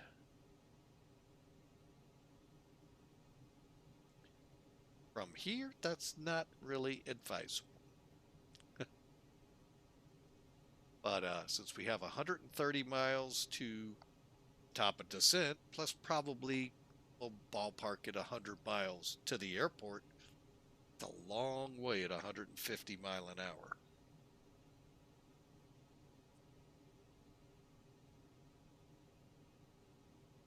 Okay, so there's your arrival brief. Now, what we can do right now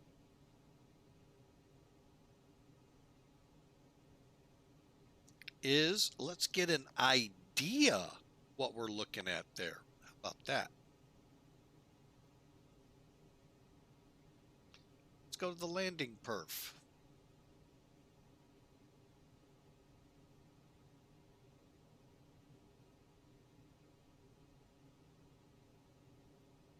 I'm just verifying data. Okay.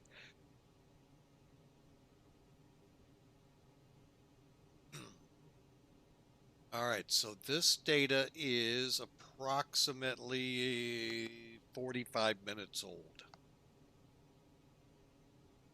Here's your METAR it's working from. I kind of wish this would show up on the takeoff.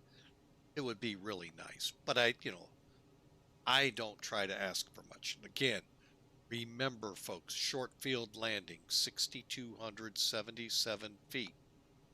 Got to be on our numbers.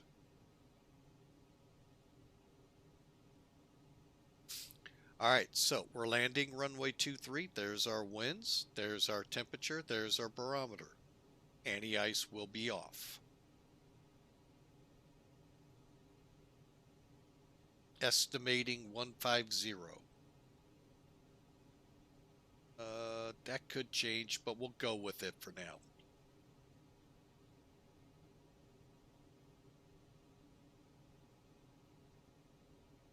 Okay, so what I did, we're not going to put a pilot approach. It'll do it for us. If it doesn't, we'll come back and do it. Okay, you ready? Compute. It says we're overweight. And I think we are. We're supposed to be, we're going to put it in there. 147 decimal 4. Okay, now we're okay. It's taking our current weight. Okay, so V approach, that's what this was saying we would be adding on to, is 138. I'm going to go with that. We need 4,200 feet to land, predicting 4,068. So here's your predicted. Here is your required. We're going to have 2,000 feet of runway left. That is at brakes medium. Let's just go for grins and look what low gives us.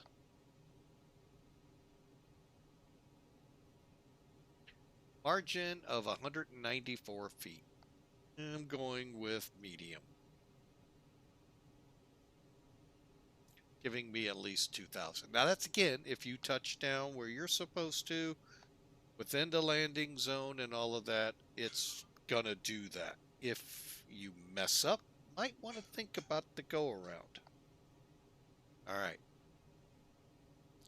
We'll come back to this when we're there. Meanwhile, we have about 100 miles to go top of descent. At between 60 and 80 is when I like to fill that page out. So we're going to let a couple more songs run, and we'll get into that here in a second.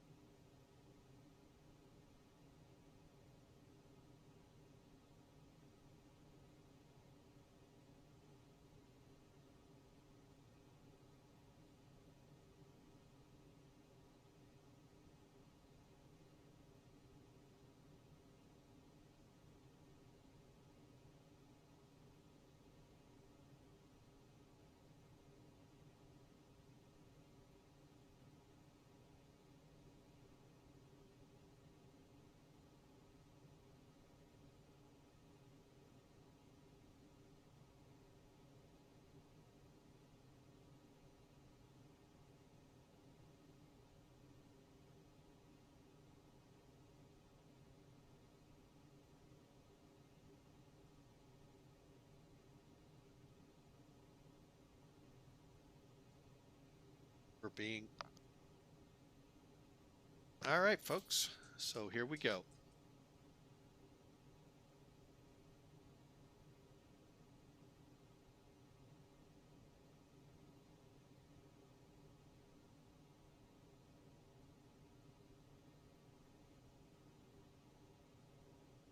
All right, folks, I may have had my mic muted, so if you didn't hear me for the last 10 minutes, well, we're starting our descent.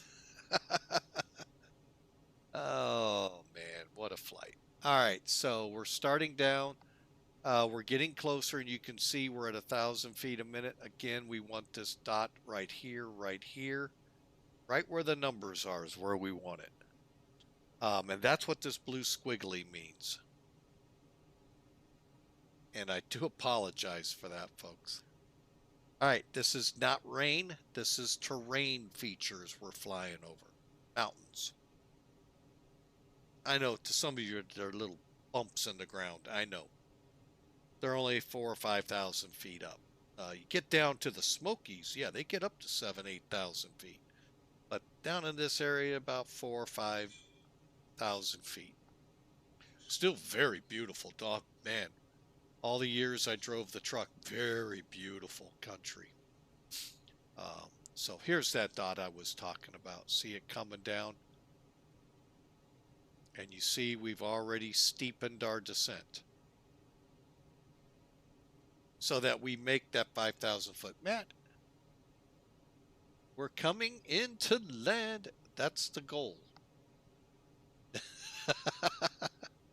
But yeah, again, folks, my apologies if my mic was muted. I feel bad. My daughter just walked in and I went up to mute to say something, went, uh-oh. Oh, well. All right, let's take a look out the window. Hey, we can't see anything yet. Coming up to Neal's. Got about, what do we got, 30 miles or so to it. And then from Neal's, we're looking at...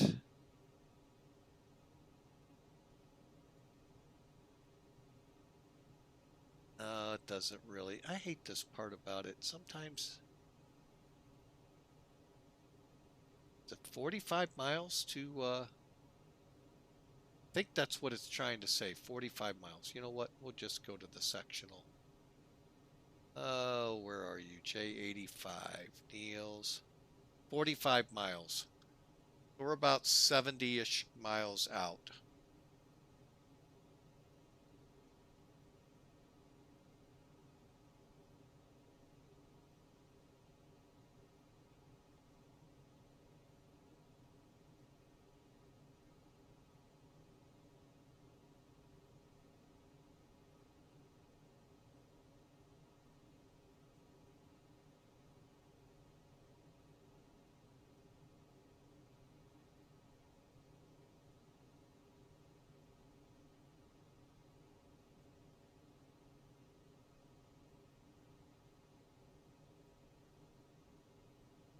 All right.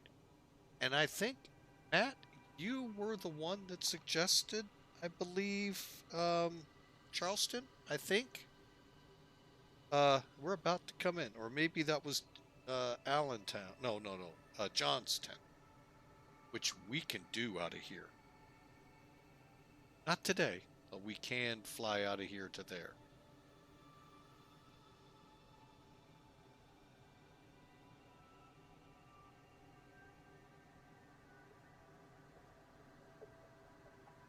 An appropriate song I thought to play here, Faith. Have faith, we'll land.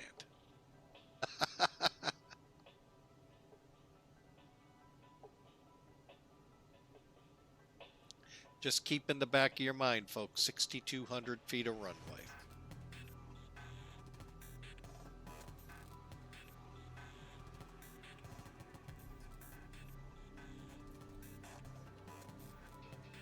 Oh, I went into Huntington. That's why this is a little different looking to me. Okay.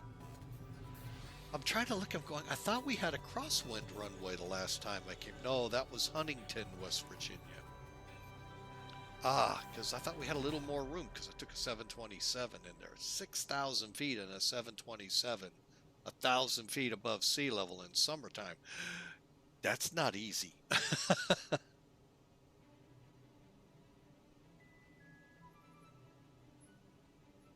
Doable, sort of, kind of.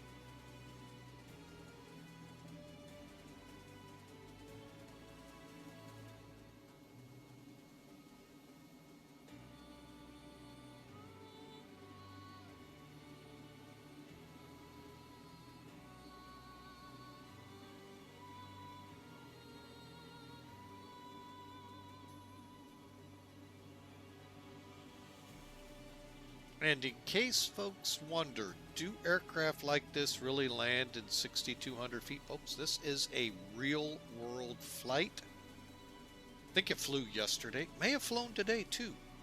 Flight 144 for Breeze. I hate to break it to you folks, they do it quite regularly. Europe especially. They've got a lot. Scathos, I think, isn't much longer than this. And plus, you're coming in like St. Martin, right over a beach. I think a lot closer to the water than St. Martin. So, yes, the answer is.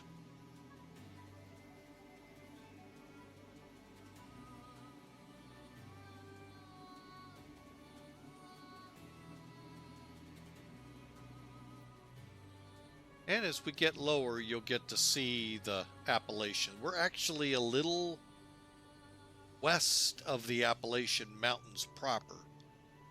They start a little further past Charleston. How much? Well, wait a minute. No, they're actually starting there. I take that back. Like I said, it's been a little bit since I've been out there, but yeah, as soon as we turn at Beckley on I-64 to go east, you hit Sandstone, which is one of the ridges, I call them, for the Appalachian Mountains. By that I mean they'll run hundreds of miles. There's like 4 of them you have to cross to get to the East Coast, 4 or 5. And up on the turnpike, you go through 4 tunnels. You don't tunnel on I-64. 69, I don't think you do either, and that's north of Charleston. But it's been, I only ran that a couple times.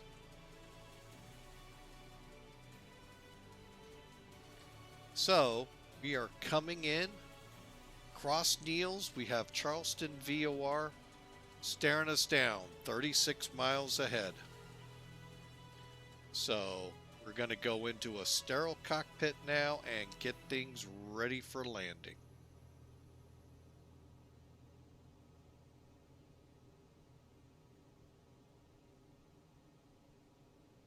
All right, so let's do it. Checklist. All right, so we've look like we're doing pretty good on our approach. So wing lights on. Okay. Seat belts on. Let's see, we are at transition level, so 3 at 30.06 to start with.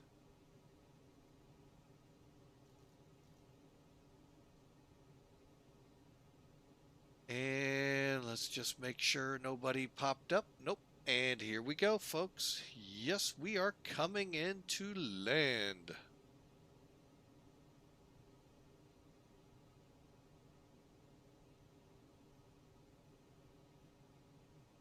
You know what? We're going to have a little fun. Put this rain out here. We had this yesterday at about this point in the approach.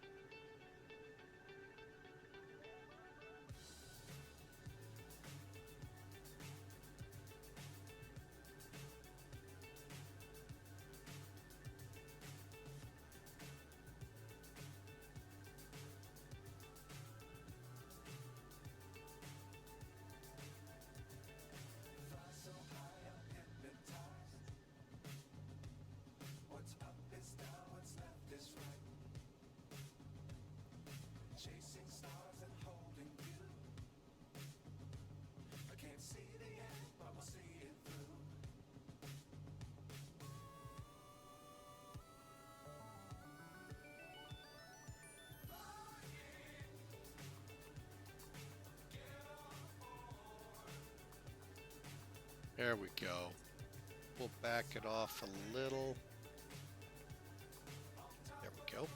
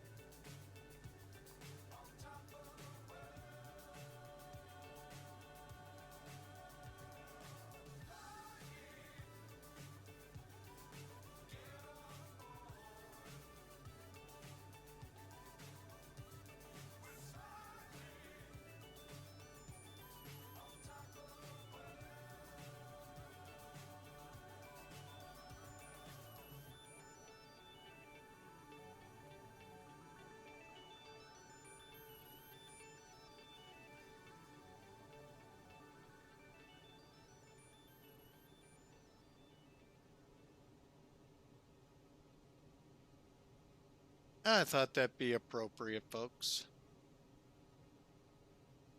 All right, and we need a little bit of speed brake.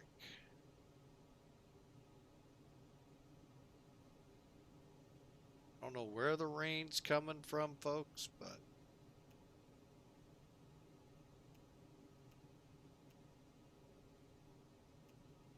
okay, we got our lights on. Go ahead and bring us down.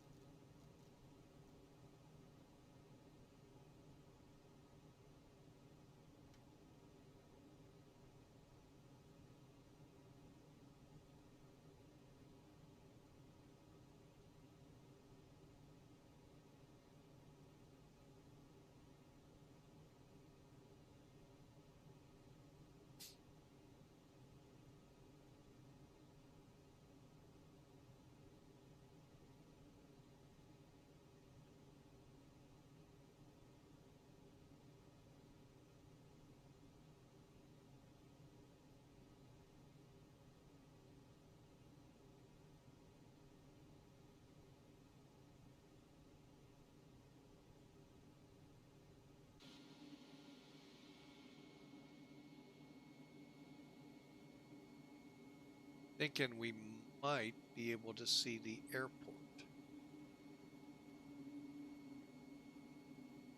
I would be wrong.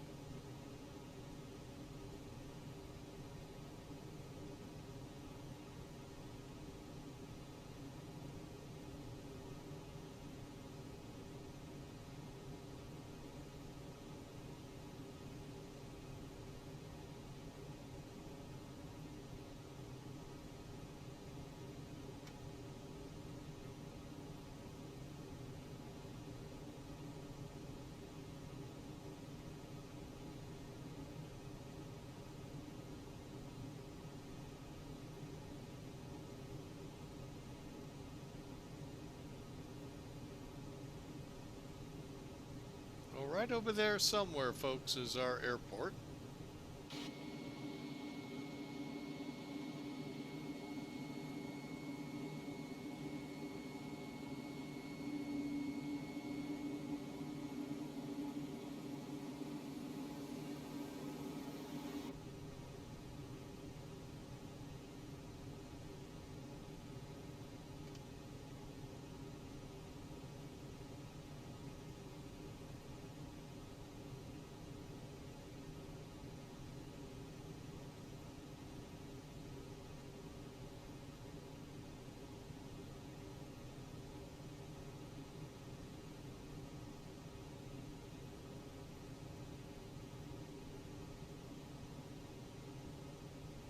We are indeed, sir. We are indeed, Mad Air, 1997 Air.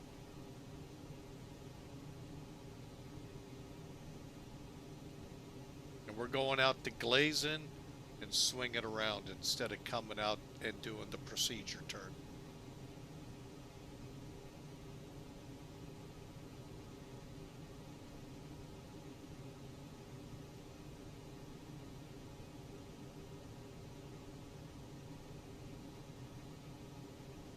All right, I am going to go ahead and start slowing us.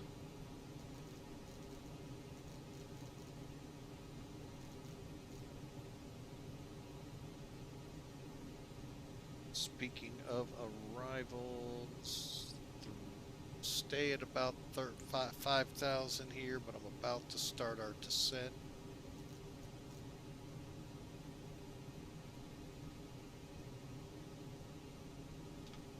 Flaps 1. All right. Okay, speed brakes as required. Flaps 1 at or below 230. Get turned on the inbound course here in a minute. Lower this down a little.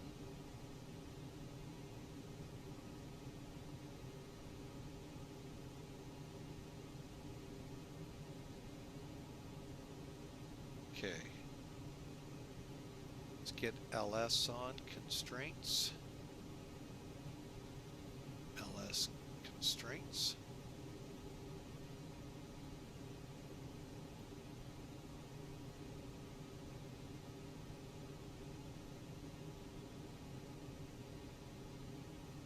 Charleston traffic, breeze 144 at Glaze, turning inbound for the ILS 23, Charleston, West Virginia.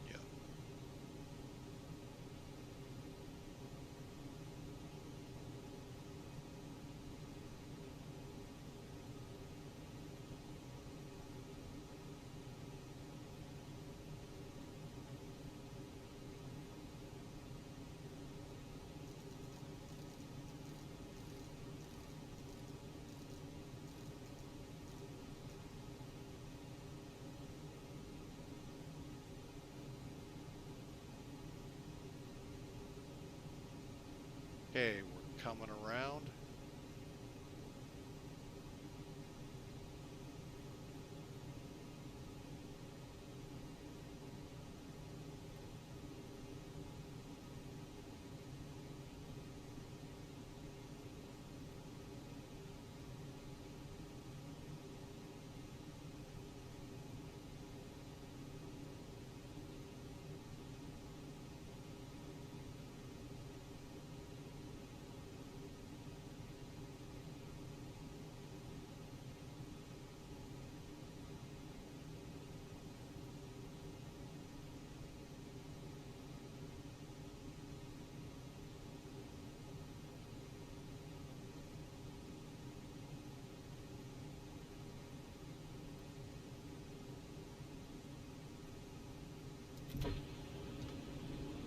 Flaps 2, medium, brake fans on. 2,500. Okay, looking for a runway.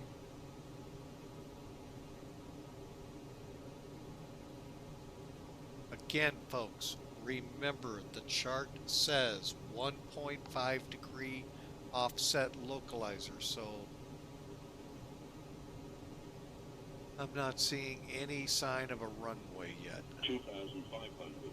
All right, so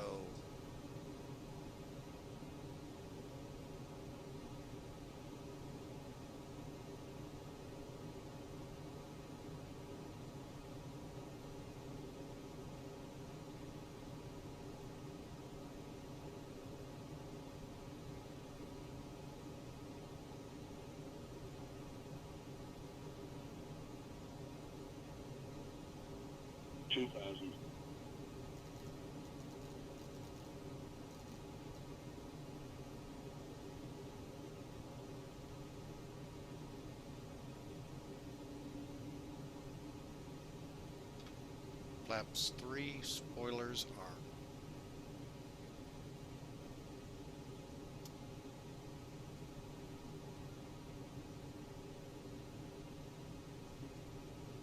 Okay, we are still about 10 miles out, so 2,000. flaps full.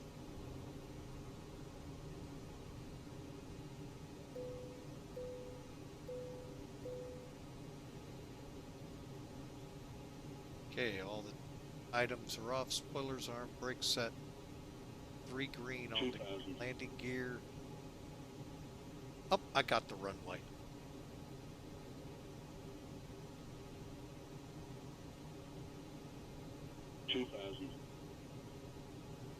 And what we're doing, folks, is these little ridges out here, these little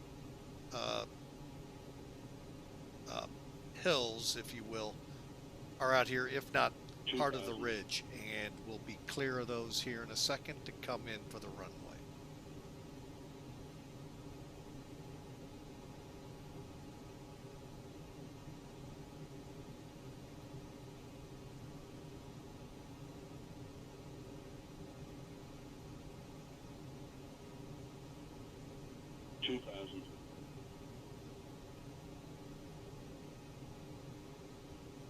Glide slope achieved.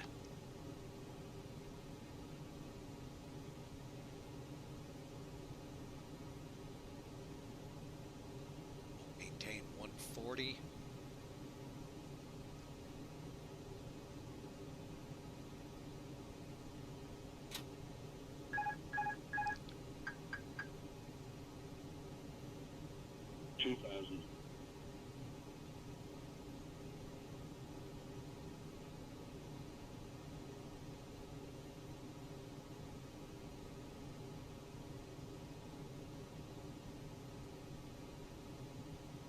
And I've got the runway.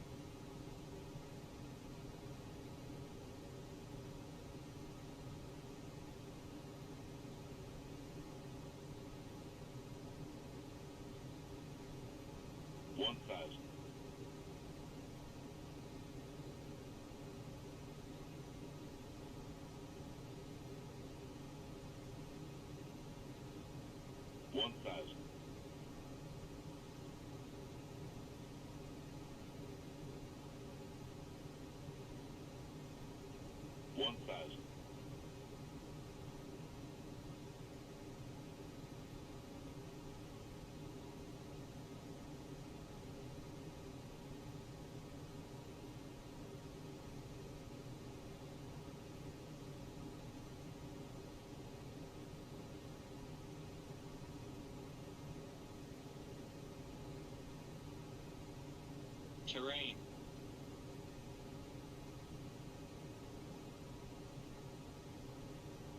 $500.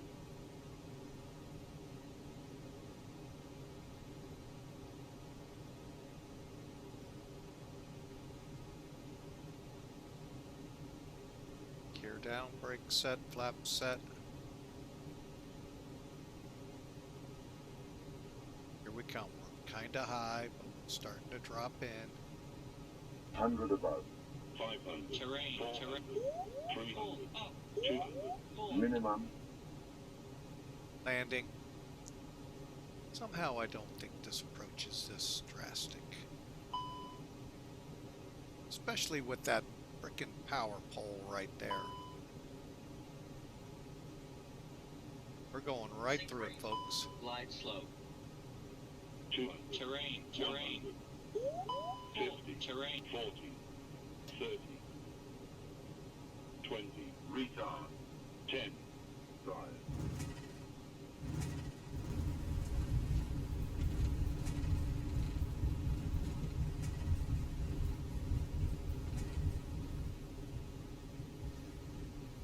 Oh, I tell you, scenery designers.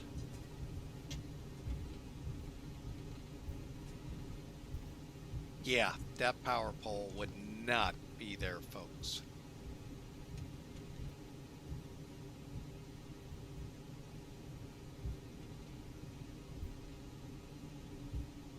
And what I checked on the chart, this doesn't look right. Oh, maybe we're not at Charleston.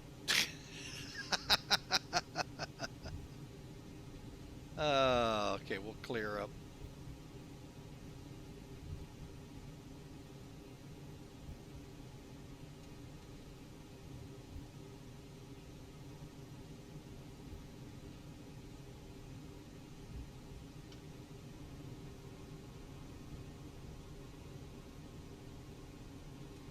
Yeah.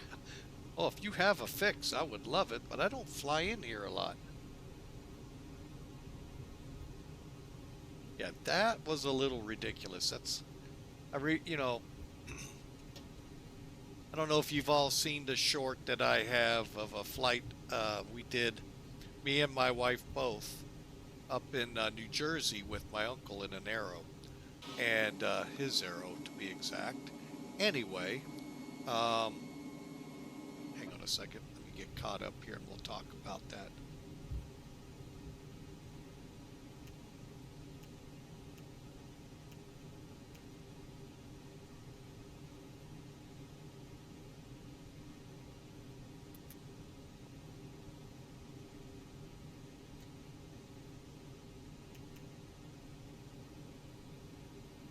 Anyway, let me get lined up here and in the blocks.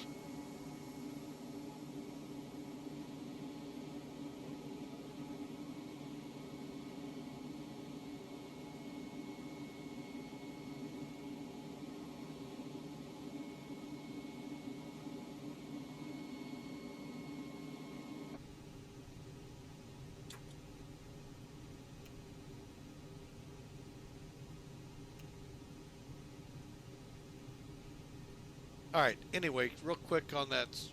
Thought I turned my taxi light. Oh, I got it on taxi, sorry. There we go. Anyway, on that approach, you'll see us coming into that airport.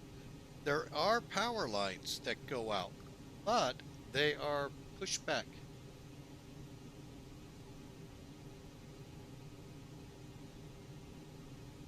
It's not at all. Yeah, I thought that's how the pilots came in there all the time, Matt. I'd hate to think to see you guys on takeoff. All right. APU flaps open. We'll start. Oh, but yeah. Anyway, you have an approach very similar to that, and wow, that was that was kind of hair-raising. We made it though, folks. That's all that matters. And yeah, I would sure appreciate that because I may fly into here a few more times. So that was interesting to say the least, folks. That's better than when we came in. I think it was X-Plane 11. And you almost go literally straight up the mountain and then top it or something like that in X-Plane 11. Maybe that was FSX, but oh, this is always a fun airport to come into, folks. All right, looks like our EPU is now available. All right, so let's do it. Okay, after landing, radar. I didn't do that yet. Radar off. Sorry, folks in the terminal. You are now sterile. Okay, transponder to standby. And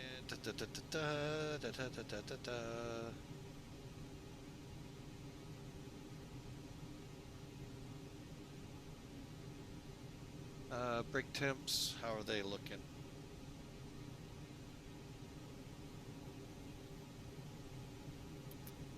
They look good. All right, and we're gonna go ahead and kill the engines then.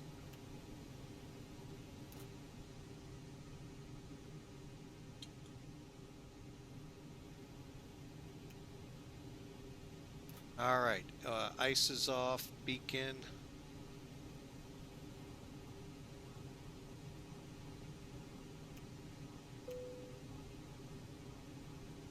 And that will start the automatic process. Lapse time stop, 1 minute or 1 hour, 56 minutes, folks. And we're set at the gates.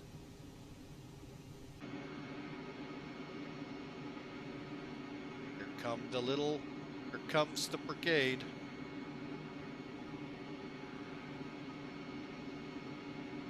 For now, we'll go ahead and set our chocks.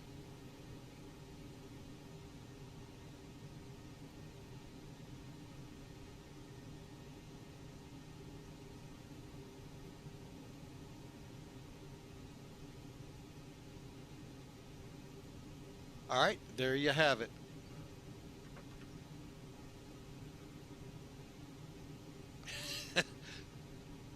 Awesome. Appreciate it, Matt. That was fun. You guys are going to enjoy that approach. Oh, wow. Unless you get whatever's coming. Let me see.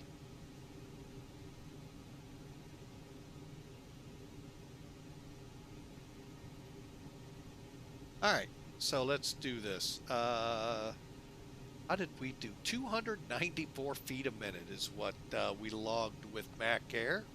Hey, I'll take that. I felt like that was a little bumpier than that. Profile.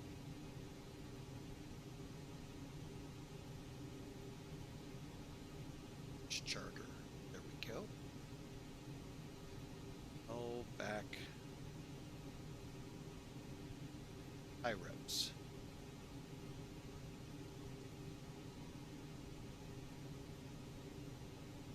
All right, and yeah, 234 feet a minute. We'll take it. All right, so let's see what everyone else logged us in at.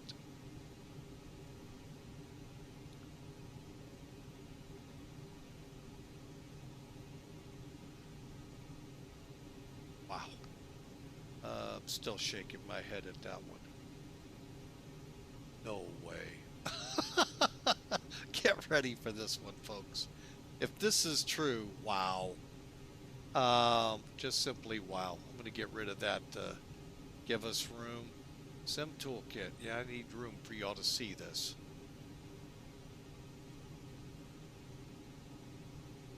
Here's our flight.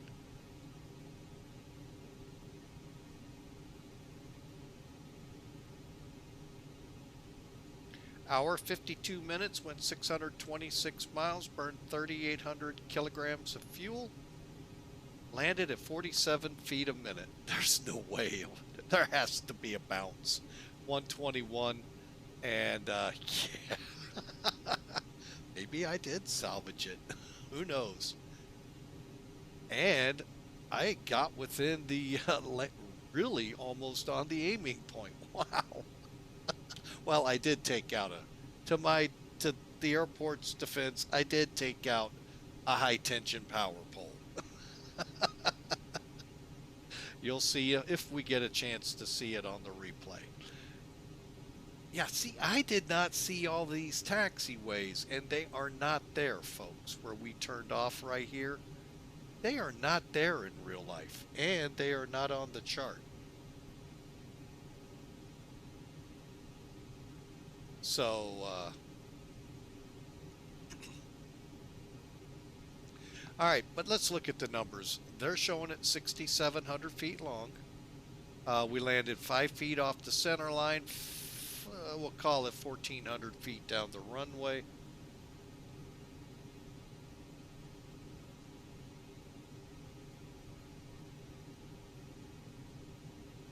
Hang on a second, folks.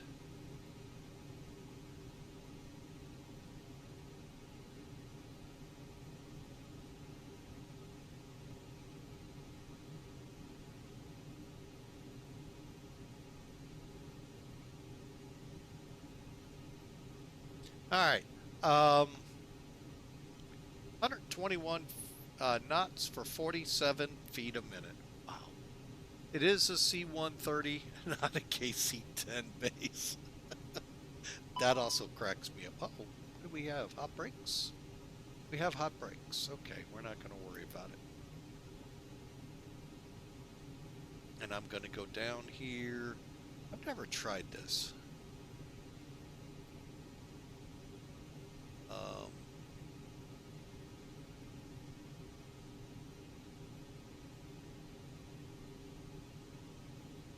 All right, and then I want to come over here where you can't see this.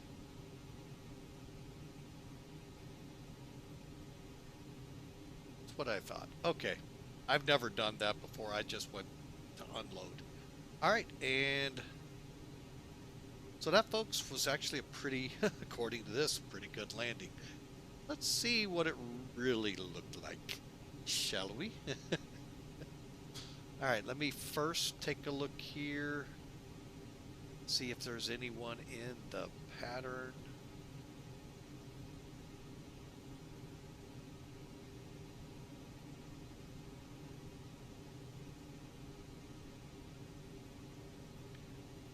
All right, got nobody on VATSIM around us. Okay, cool. Close that out. And we're going to come off VATSIM.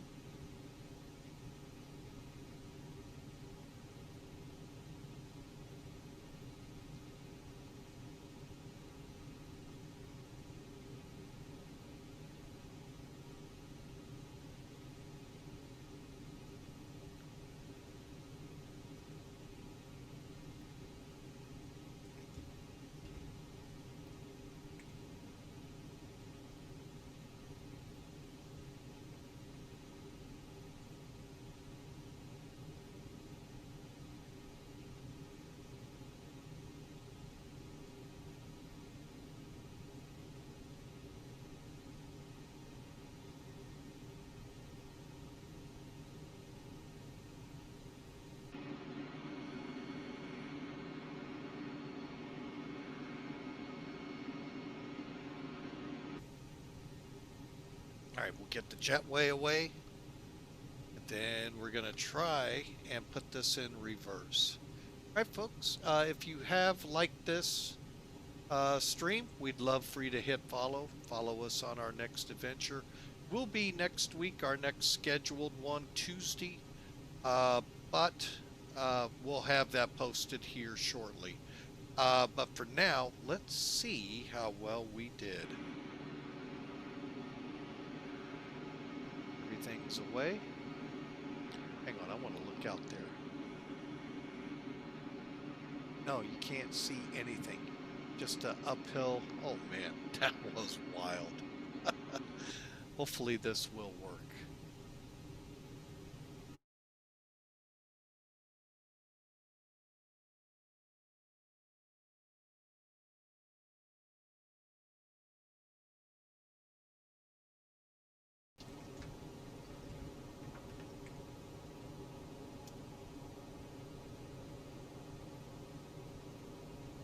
Hang on a second, folks. I want to set the volume to a...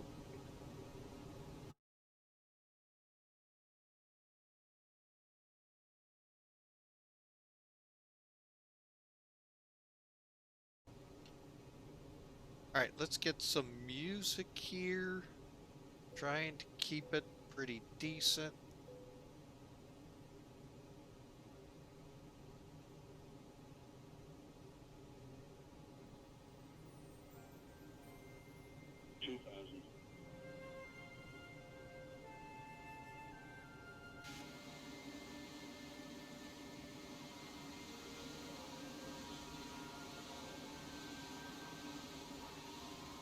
think I have it now. I may be wrong. We get to a certain point, we'll slow it down, folks.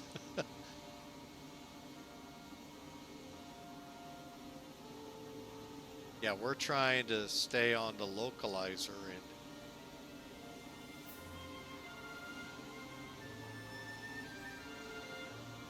how about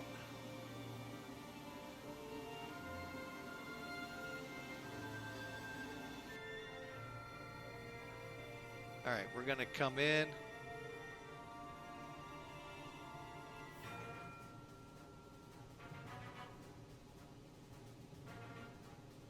All right. All right, so there you see, there's some power poles here, but look at that. Right on the end of the... And of course, we're way high. So here we are adjusting, and we're going to go right through this one.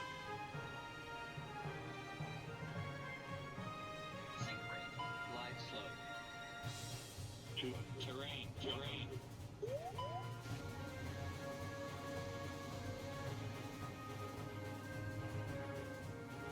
Okay, I'll give it. I think there might have been a bounce.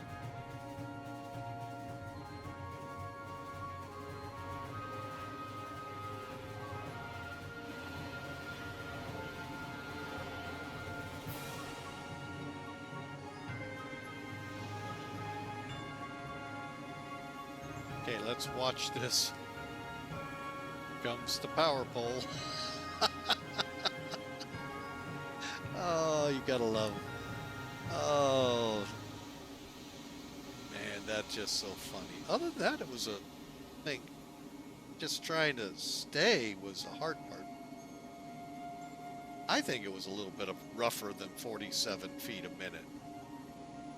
Wasn't a great landing, folks, but then again, what I had to work with. Here, let's go this route.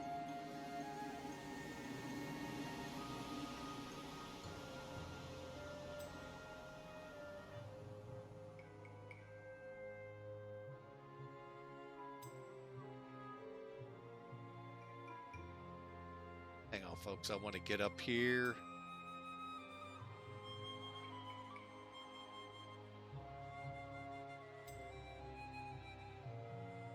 Good point. All right, let's go. Watch it again. It'll be back here in a second.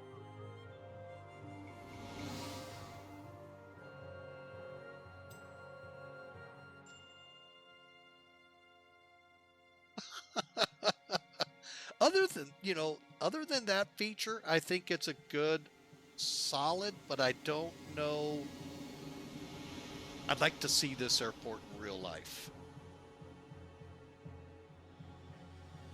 All right, for those of you that were at break, we'll go back again and relive this approach. So you can go, yeah, you saw what you thought you saw. Oh, I thought I hit it. 100 above.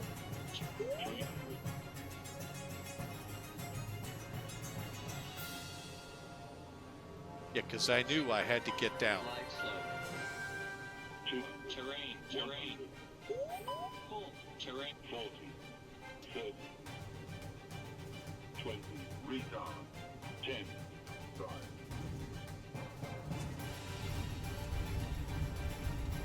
So you did not miss anything at all, folks. 100.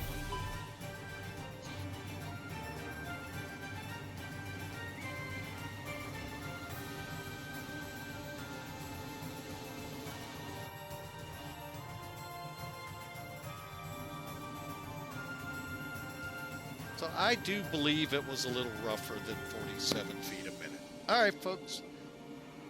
That has been a great run. And we're going to get back over to the gate. Bear with me. We're going to toggle things up here the easy, fast way.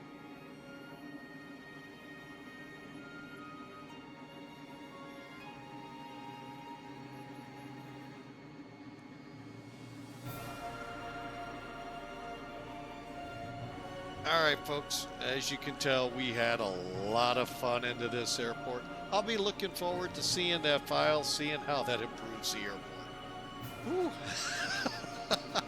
Like I said, folks, is reminiscent of an approach. It's over at YouTube in the shorts under us.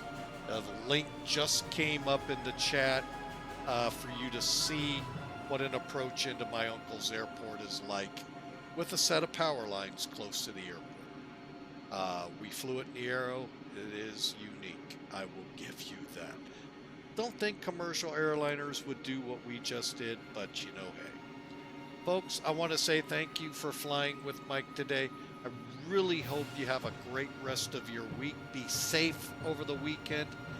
God bless you all, and I hope to see you all come Tuesday. God bless you. Have a great day.